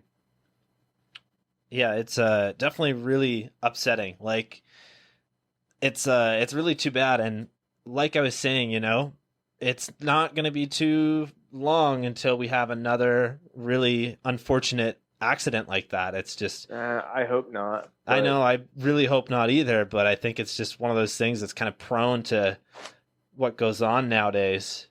I think there needs to be a company that makes a bunch of different looking helmets that are all certified and good for you and cool looking, you know, because no one wants to put on a helmet and feel like a dork.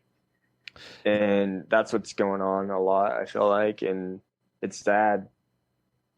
Yeah, it's definitely pretty upsetting. And there are some, you know, different styles of helmets, but it is kind of the same one look, right? Like I Yeah, ride that's with what a I mean. yeah, I ride with a full face because of all the like, you know, teeth injuries and whatnot. Hmm. And for me, it's even one of those things where that helmet is, it's a full face, it's heavy. It's one of those things that if I could get a lighter one, it would be so much better, because sometimes you come down weird on something and you kind of, you know, normally you kind of let your head bounce, and you can't do that with a full face because you'll really hurt your neck. Like, Yeah, exactly.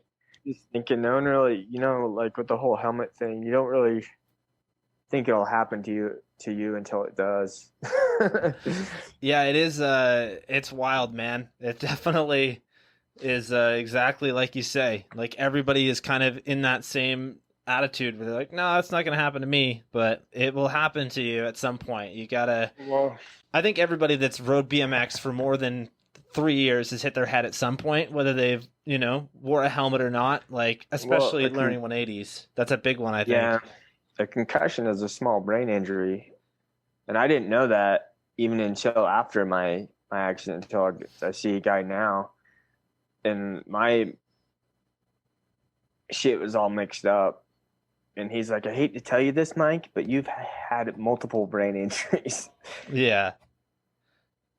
Yeah, fair enough. My buddy that I was talking about earlier, Travis, he unfortunately has had multiple head injuries, right? And after his coma, he started to ride again and was slowly getting back into it. He bought a extremely nice helmet that you know, was one of the top rated ones, and one of the sessions that he went out and had, he was just jumping over a spine, and he's just so tall that like anytime that he starts to go forward, like if he was to like land on his nose, typically he'll go right over the bars.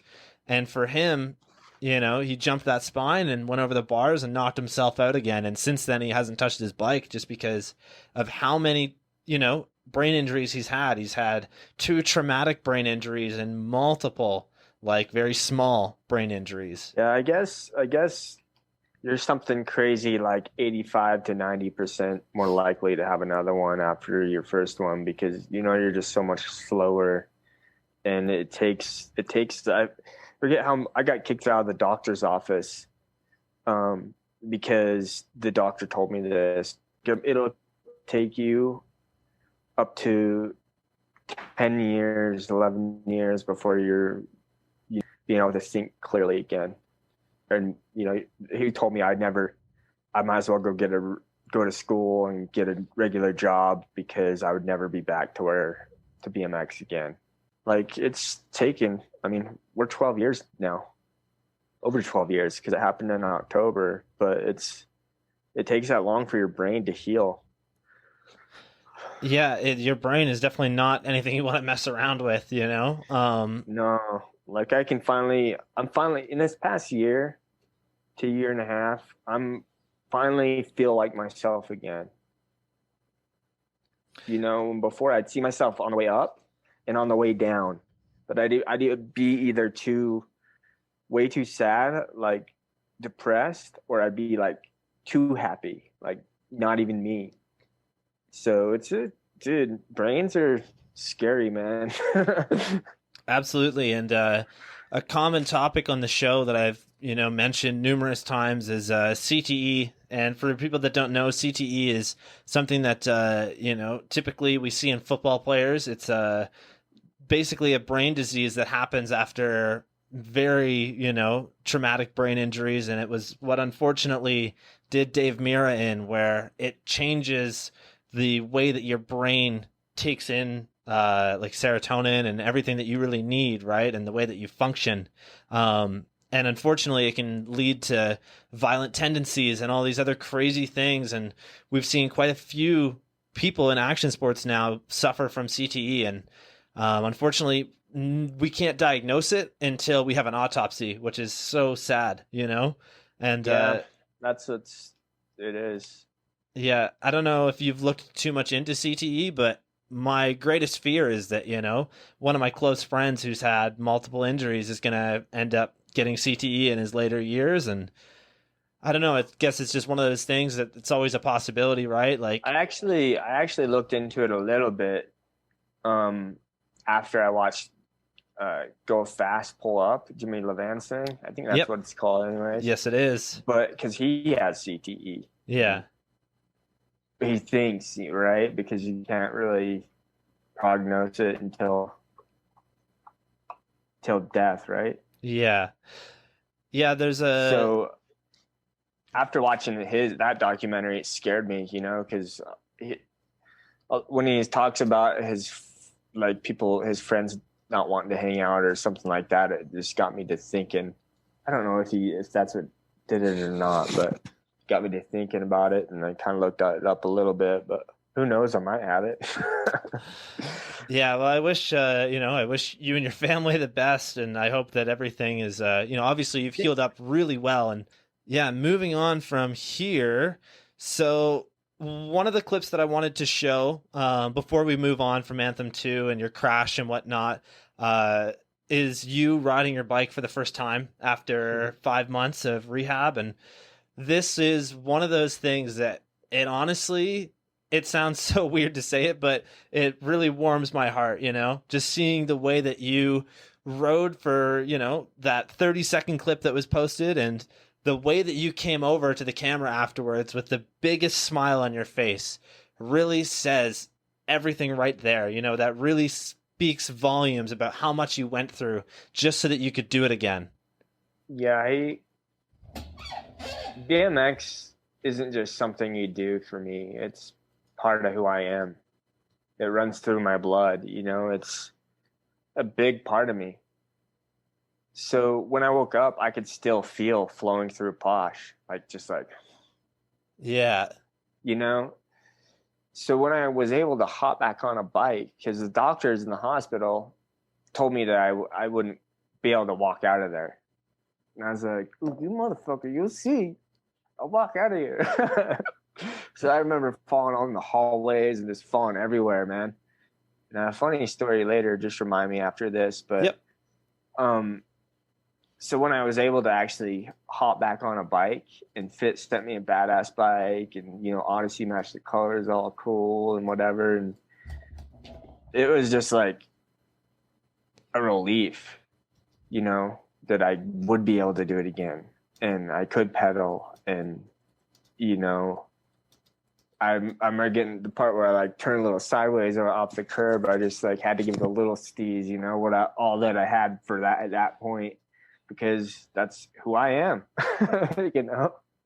No, I love it, man. That's so like you said, Now here's this is where my brain goes is, after you'd put in all this time and effort on, being able to ride again and all those doctors that told you no, I feel, and this is like just kind of the person that I am, I would find out what those doctors' emails are and I would fucking harass them with videos of me, like, getting better every day. I don't know why, but I'm just like, just to prove to them that you could do it, Dude, Did you ever? I got kicked out of his office, and my wife had to finish the conversation with him. Damn, yeah. Yeah. That's wild. Have you seen that doctor since then? Have you shown him No, where you've I gone? honestly can't even remember his name. Yeah, So fair he was enough. just a tall dude that was bald, wearing loafers and a turtleneck and shit, and he was just a stork. He's not a real professional, but Yeah, I whatever. obviously, yeah, to each their own, right? Yeah, I don't know though. I'm just like, it's one of those things that, we constantly hear doctors say, like, same thing with Scotty, where they're like, you'll never walk again. You'll never do this again. And I feel Yeah. like action sports and the way that we are, where, we are so used to falling and getting back up and falling and falling and falling and every single time getting back up. I feel that, if anybody's going to do it, it's going to be someone in BMX, skateboarding, any of that. There was a guy on Nitro Circus. I don't know if you pay attention to Nitro Circus at all, but Not really, but I go to the Nitro Circus things when they're here. yeah. So there's Van Homan got me tickets to it at one point. That's rad, man. Van is sick. Yeah. But anyways, there's a dude who he tried to do a double front flip on a motorcycle and broke his back. He is in a wheelchair and he was told he would never walk again. And they think it was either this past year or the year before, but it was pretty recently. He had a motorcycle built, a dirt bike built for him as a handicapped rider who's still in a wheelchair to this day, and he fucking backflipped that motorcycle. I'm like, Dude, how inspirational is that? Yeah, that is. That's heavy. Dude, you want to hear something pretty kind of I don't know if it gives me the chills still. Okay, the night before I crashed, we were watching that John Cardiel, Epically Laddered, Yep. where he goes through all that kind of stuff. Yeah. And like me and Chase Hawk and my friend Doug were all watching it at his place. And I just remember being so inspired, Wow. And then the very next day, not exactly, but something kind of like that happened to me. That is so wild to think about. It's so like, what's crazy about it is that like it was the next day. It's not like you watched it 2 months beforehand, right? Like, no. And that morning we got up pretty early for us, anyways. It was like by 9 a.m. we were riding Posh. yeah. So, and I think my accident happened about 2:00. Yeah, from what I had read, you hadn't even eaten anything that day yet, or it was like a very light I remember meal. just chilling in the parking lot having coffee, and then I hadn't eaten. So that's why Chase was like, "Yo, Mikey, you want to get something to eat?" Did let me get this real quick. Did that end up, affecting? Do you think that was kind of why you fell, or do you think it was just kind of a freak accident? Like, No, I think definitely like being hungry. I don't remember being hungry, but like I'm sure not giving myself fuel had a little bit to do with it. But I mean, I'm not gonna blame it on that, obviously. But yeah. So what you had just said there, not giving myself fuel is such a perfect statement and elaboration on that, because when I was younger, I just ate the shittiest food constantly. I would go out on trips where it's like, I have $5 and that's all I got. So I'd buy the crappiest food, maybe eat a tiny bit, and I would just go all day without food or water. And it'll catch up to you, that's for sure. And same, man. I'm kind of like, I was definitely that way when I crashed. I'm still kind of learning how to have better nutrition, because that's a huge part of Getting life. better, yeah. Like when you have a brain injury, is giving yourself the right things to, fuel your body. But I would, barely drink water, and I would, eat fast food and stuff a lot. And I mean, I remember when I was riding our trails 39th back in the day, same thing. I'd have like a few bucks, and I would buy a loaf of bread because it was $1 at the Maverick, and I'd buy, a 44-ounce soda, and I'd be set for the day.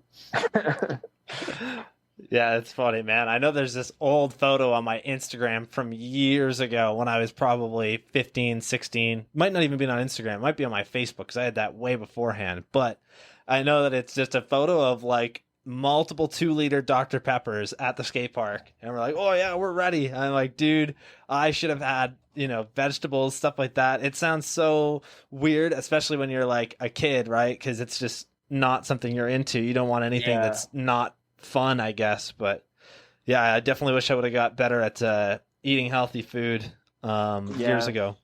But yeah, let's move on to That's It. That's It was an incredible video part that you had, and it's definitely one of my favorites of yours. Something that I've loved about this video, as a whole, was just that it's such a fun, not taken too serious, but with incredible clips. Like when we talked to Matt last week, we talked about his part and kind of what was in it. And his is just such a fun, like, not so serious part, like I was saying. And it's a huge change of pace from Anthem 2, obviously.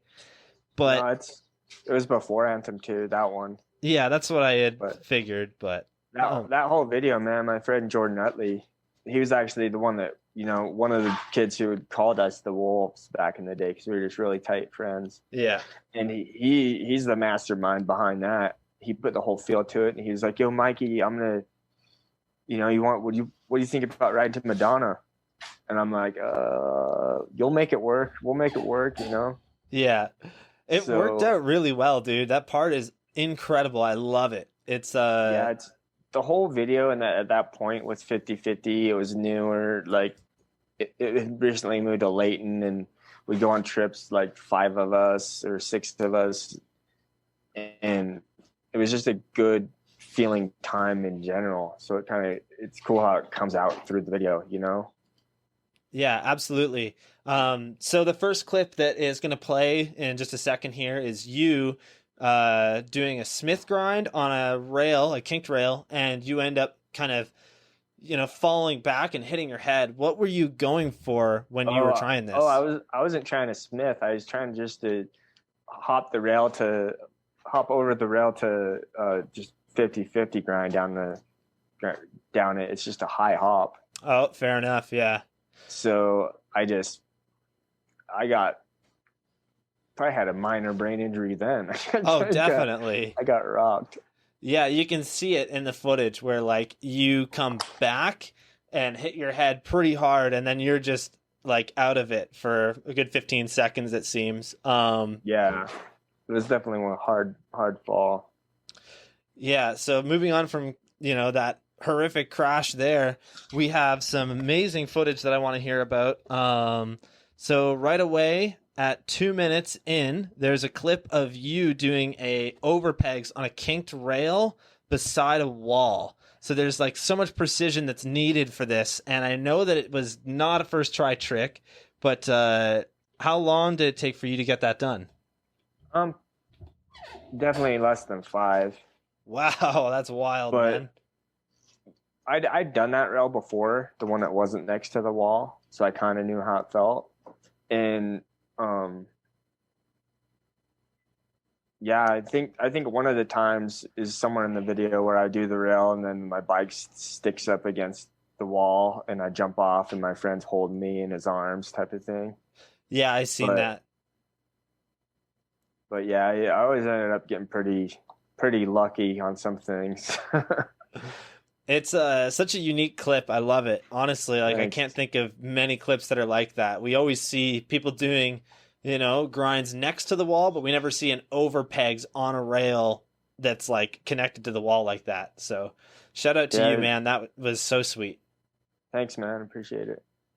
Um, yeah. So moving on from that clip, we had oh man, this clip, I remember watching this for the first time ever years ago when I was so young. This is like one of the first videos I ever watched was this video part.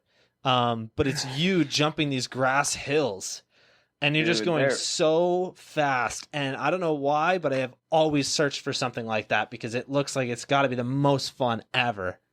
they're gone now, but they're at the University of Utah, Yeah. and you would haul ass down a hill, like from the mountainside hill. You know, I call it a hill, but it's like a road that's on the mountain. And then you could just hop off into the grass, and they're really just mountain bike jumps. That's what they are. Yeah. And they're just a few flyouts.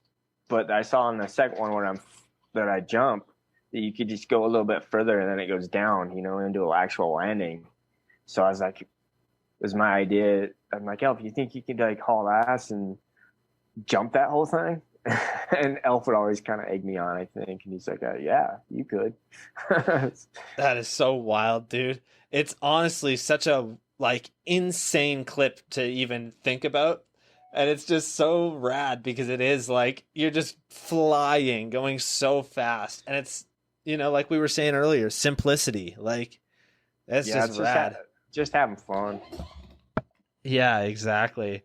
So there's another clip in there that really is mind blowing every single time I see it, and that's the foot plant on the rail to the wall ride that you did. That took a little bit. Yeah, I can believe that, man. It was. Because I wanted to get my foot back on the pedal before I hit the wall, Yeah. And I kept hitting the wall before I got my foot back on the pedal. So was that a clip that you had in mind and were trying to find the spot for it, or was it something that you kind of found the spot and that was instantly what came to mind? I found the spot, and that's what I wanted to do on it. Was that, Yeah, that makes sense. I was going to say, because you had done a couple of these by then, I think. There was one of you in Road Fools 15 where you did that as well. But it was into a bank. Yeah, that was the first time I'd ever done a fast plant into a wall. Yeah. But I can't remember the one in Road Fools. It might not have been 15. It might have been Rock and Roll. Rock and Roll was the only one I went on. But I can't remember that one.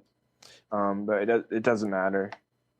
But that trick was, it took a bit because every time I'd land, I'd be not moving, so it was hard to figure that out as well. Yeah, exactly. Well, we're on the topic of Road Fools. I totally forgot to mention this earlier. So you actually were in Road Fools 15, but you were only in it for, I think, the first two cities. I think that you left after Detroit, Michigan with the barbecue at Albies. Mm-hmm.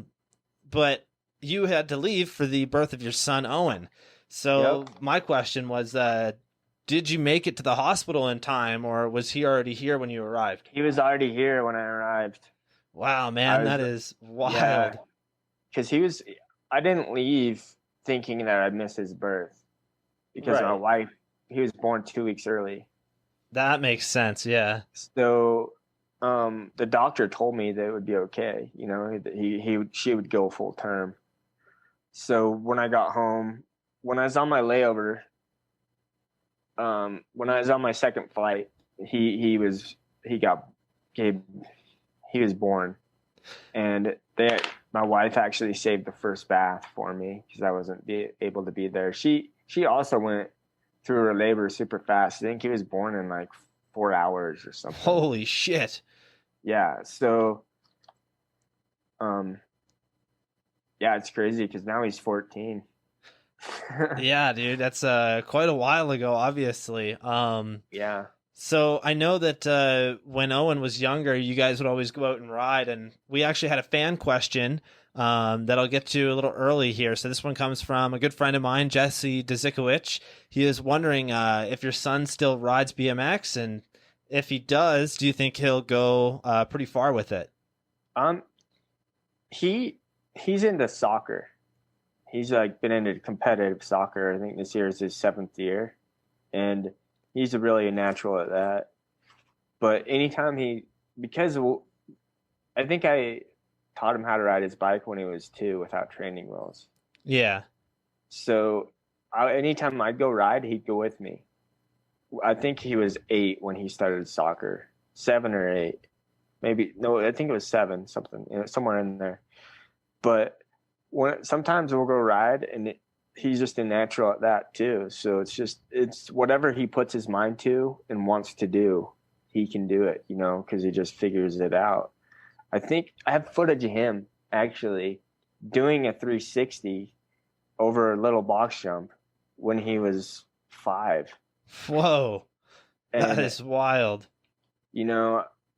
If what had happened and he found soccer, I remember when he did soccer, I wanted to sign him up, but I kept missing the sign up because it was earlier than I thought. Yeah.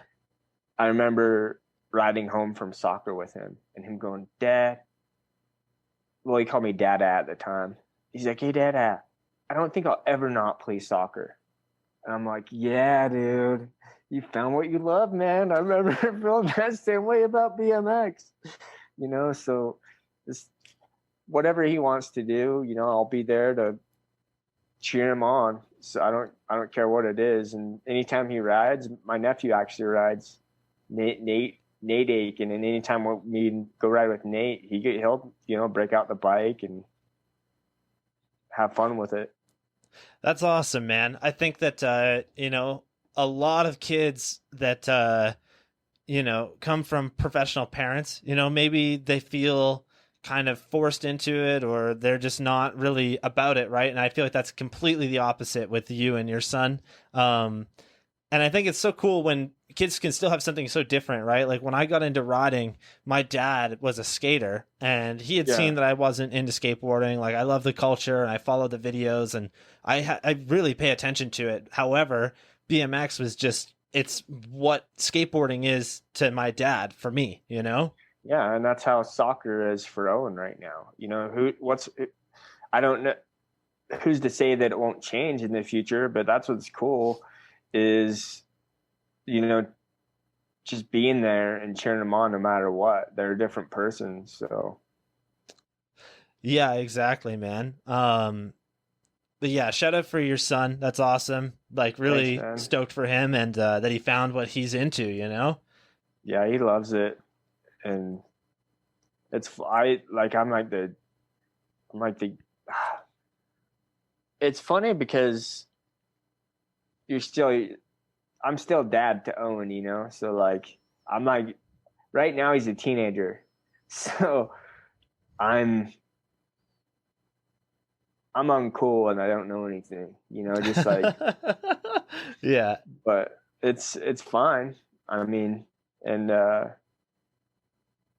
I love my son to death, man. absolutely. That's awesome, man. We've had some awesome dads on this show, and you're definitely one of them. We had Sean Mack, incredible guy, and his kid is into dirt bike racing, and that shit's wild, right? Like, yeah. I follow Pat Casey, dude. His kid's a little crazy ass too on his motorcycle.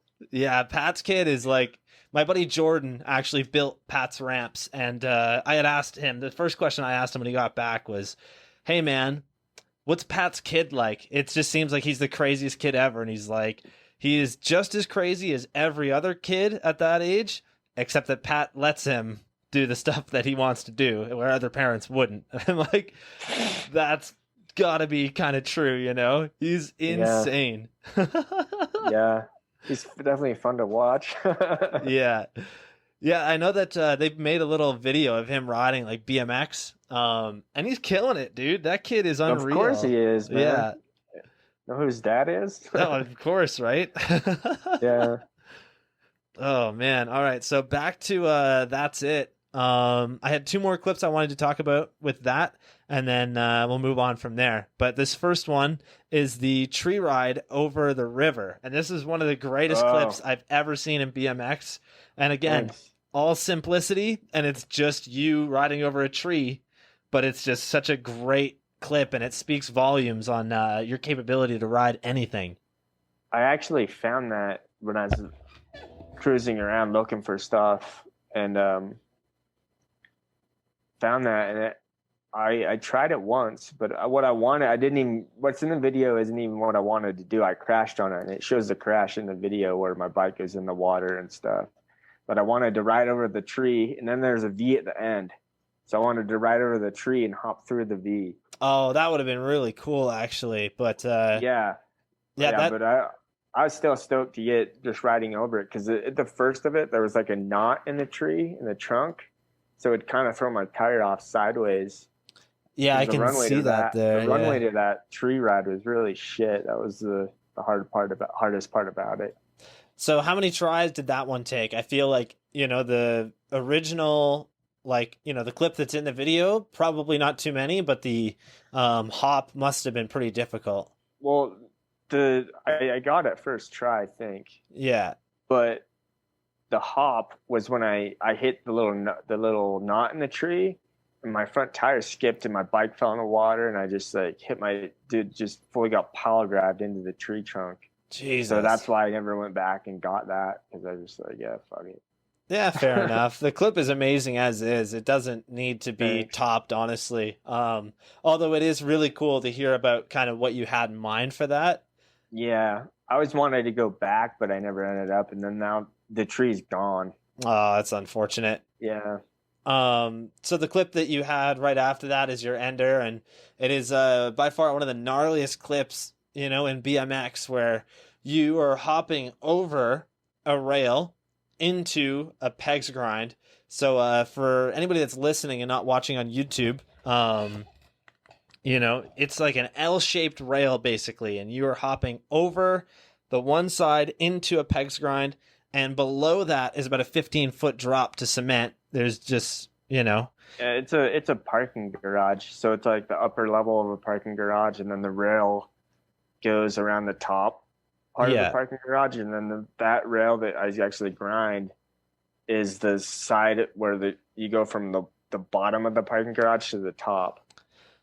So yeah, at that point my hop game was pretty good, and I just pictured it as that, like hopping a rail. Don't look at the part of the drop, just grind the rail and look at the side.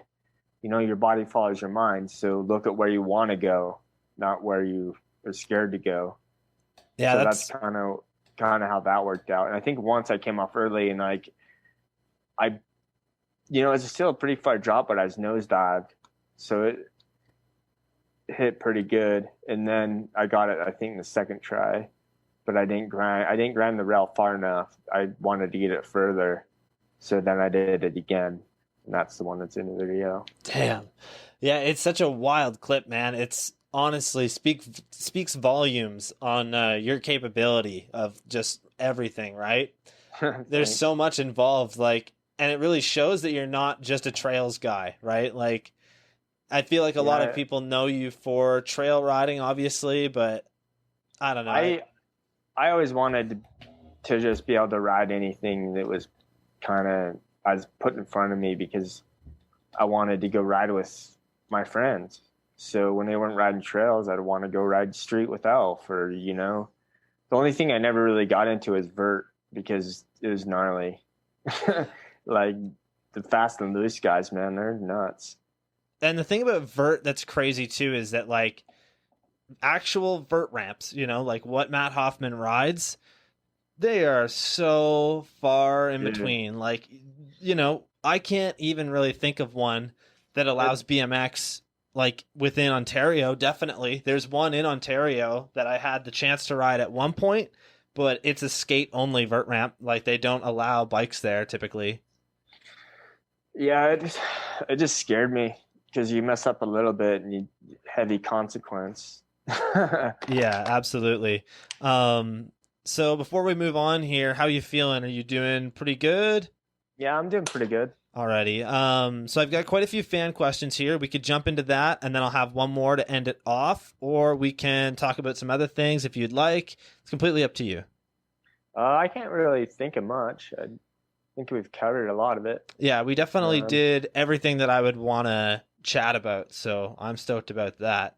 cool. Cool. So we'll jump into some fan questions then. So yeah, this first one comes in from an Instagram follower, and he is saying, what's it like being the greatest of all time? Oh man, I don't know. You have to ask my dad. I Fair don't know. enough, eh?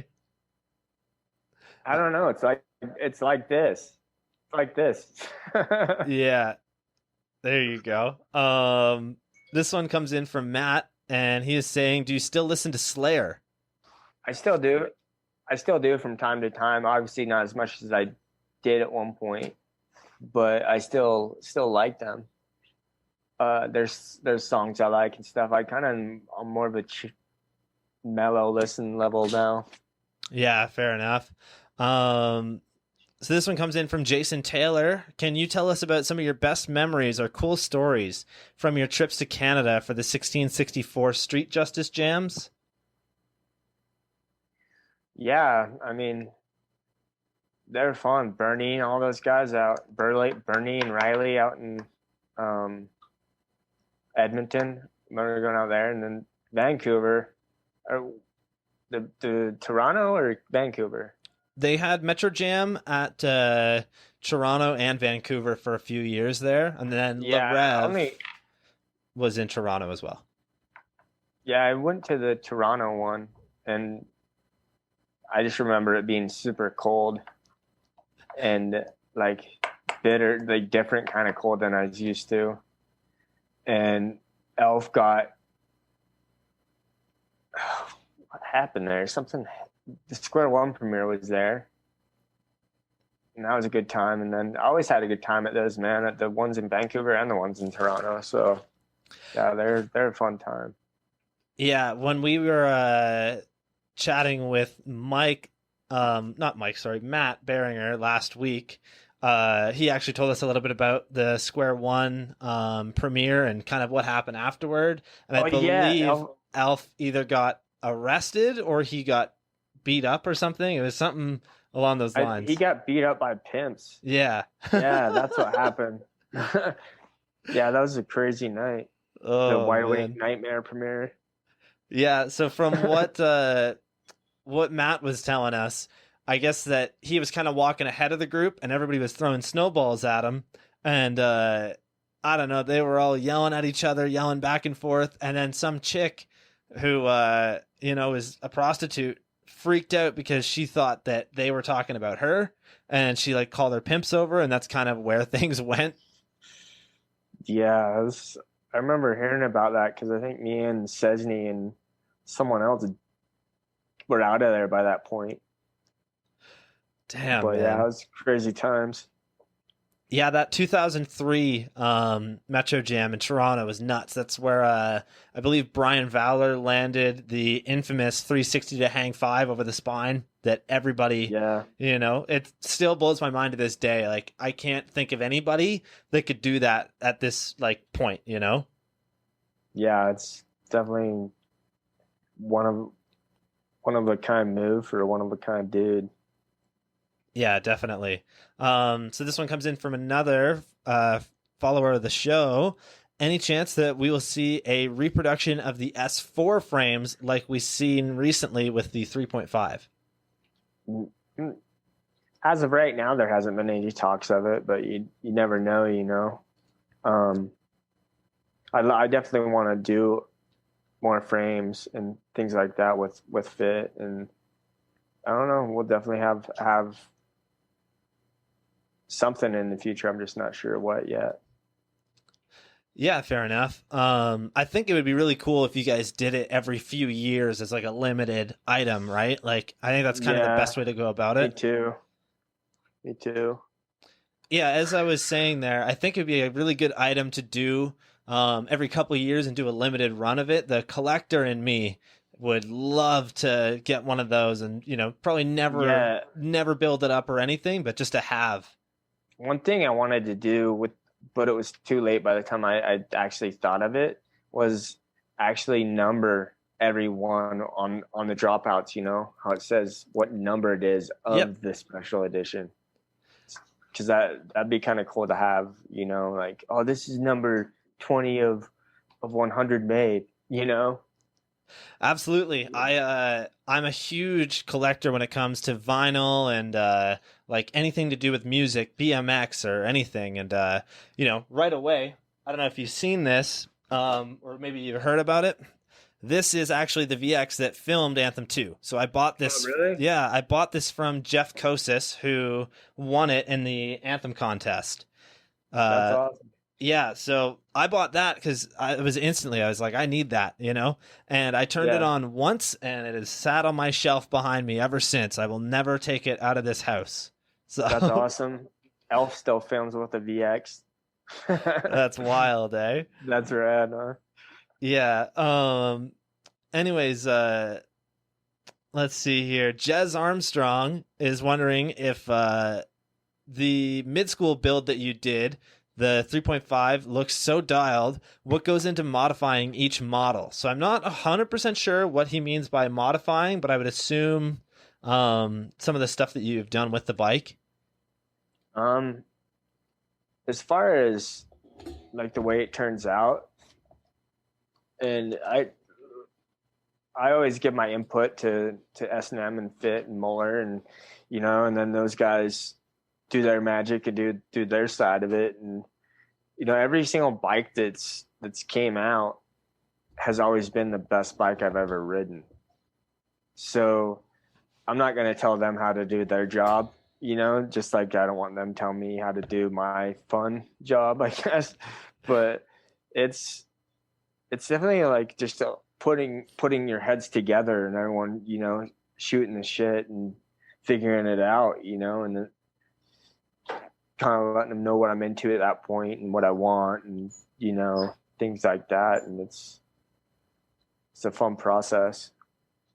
Hell yeah, man. And when you've got people like Chris, who's just a genius when it comes to bikes, you know, it's kind of a given that it's going to turn out awesome and that they are going to be the best bikes that you ever ride. Like, you know, Fit and S&M are known for being some of the best bikes that you can get in BMX. And there's a reason for it.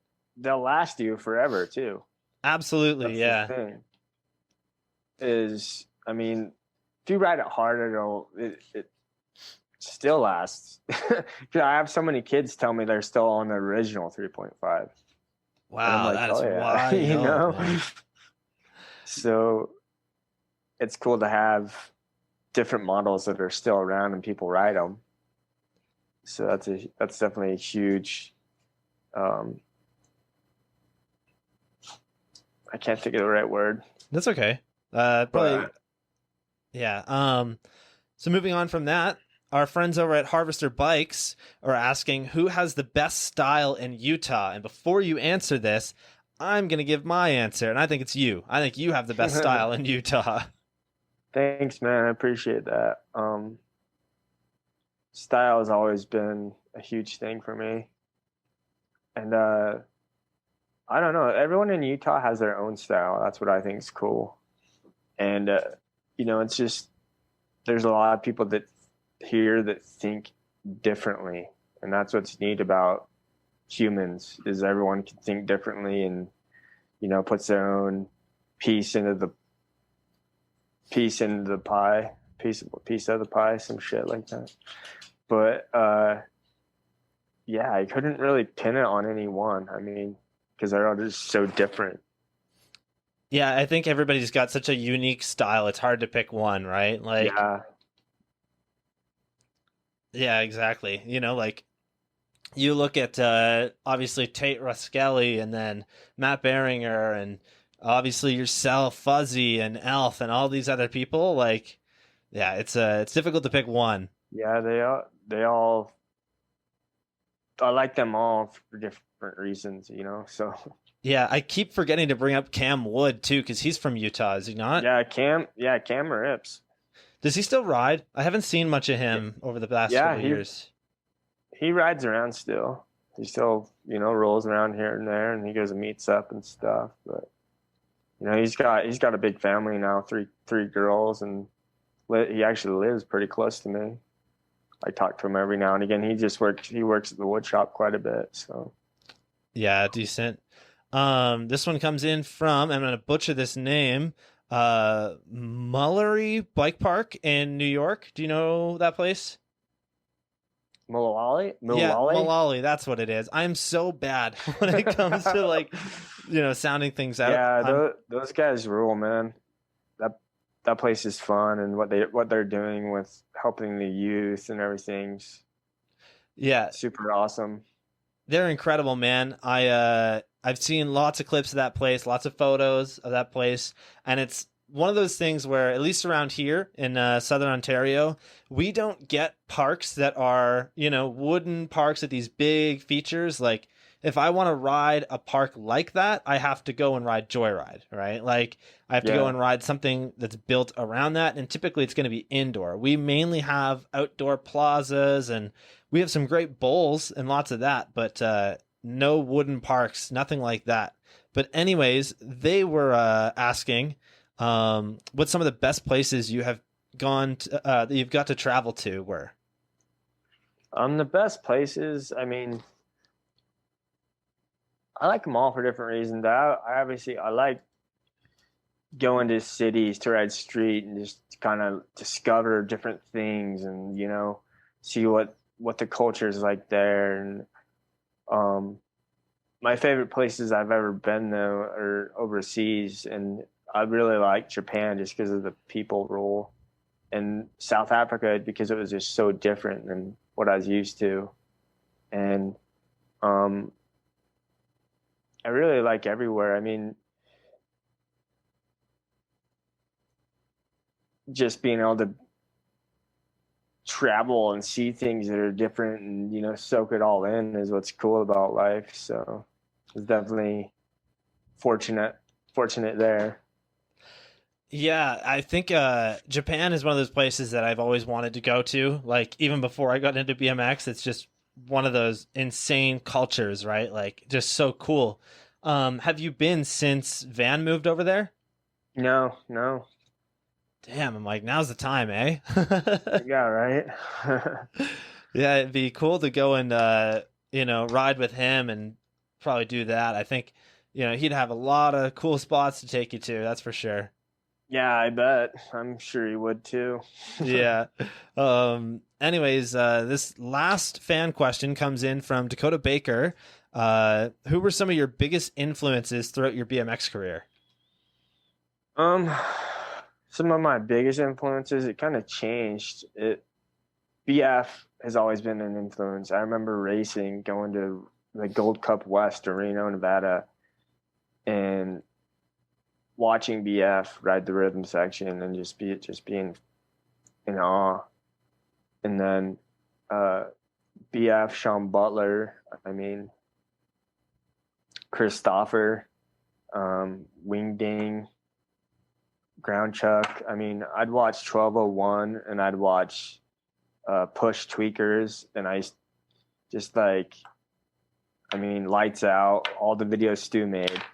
And my major influence was definitely Stauffer, though. And Chris Bennett, too. Chris Bennett, he influenced me a lot. Just because of watching the old Push Tweakers video, man. Seeing all those dudes and how they rode just looked so free. Yeah, exactly. All those dudes that you named off, it's like, it's funny because they're all stylish trail riders for the most part. They're all Yeah. kind of that background, and you can really see that you definitely took inspiration from those guys. Yeah, I don't want to leave anyone out, but like BF's a huge one for sure. But all my teammates I've had, and like uh, people I've come across have influenced me in some way or another. Yeah, definitely. I feel like, with the way the fit team has been, you guys have had so many incredible riders on that team, some of the Yeah. best ever. And what I love about fit is that, you, Van Homan, and all the older dudes have been there for so long, and you guys aren't going anywhere. It's one of those things where like you guys are No, fit family for life. yeah, it's definitely no reason to leave. I mean, part of who I am, at this point, and I'm happy, so Yeah, exactly. no need to go anywhere else. Hell yeah. So I got one more question for you, Mike. Before we get to that, I just want to say, I really greatly appreciate this. This has been an incredible experience for me. Thank you so much for giving me the opportunity. Yeah, no problem, man. It's been fun. Hell yeah.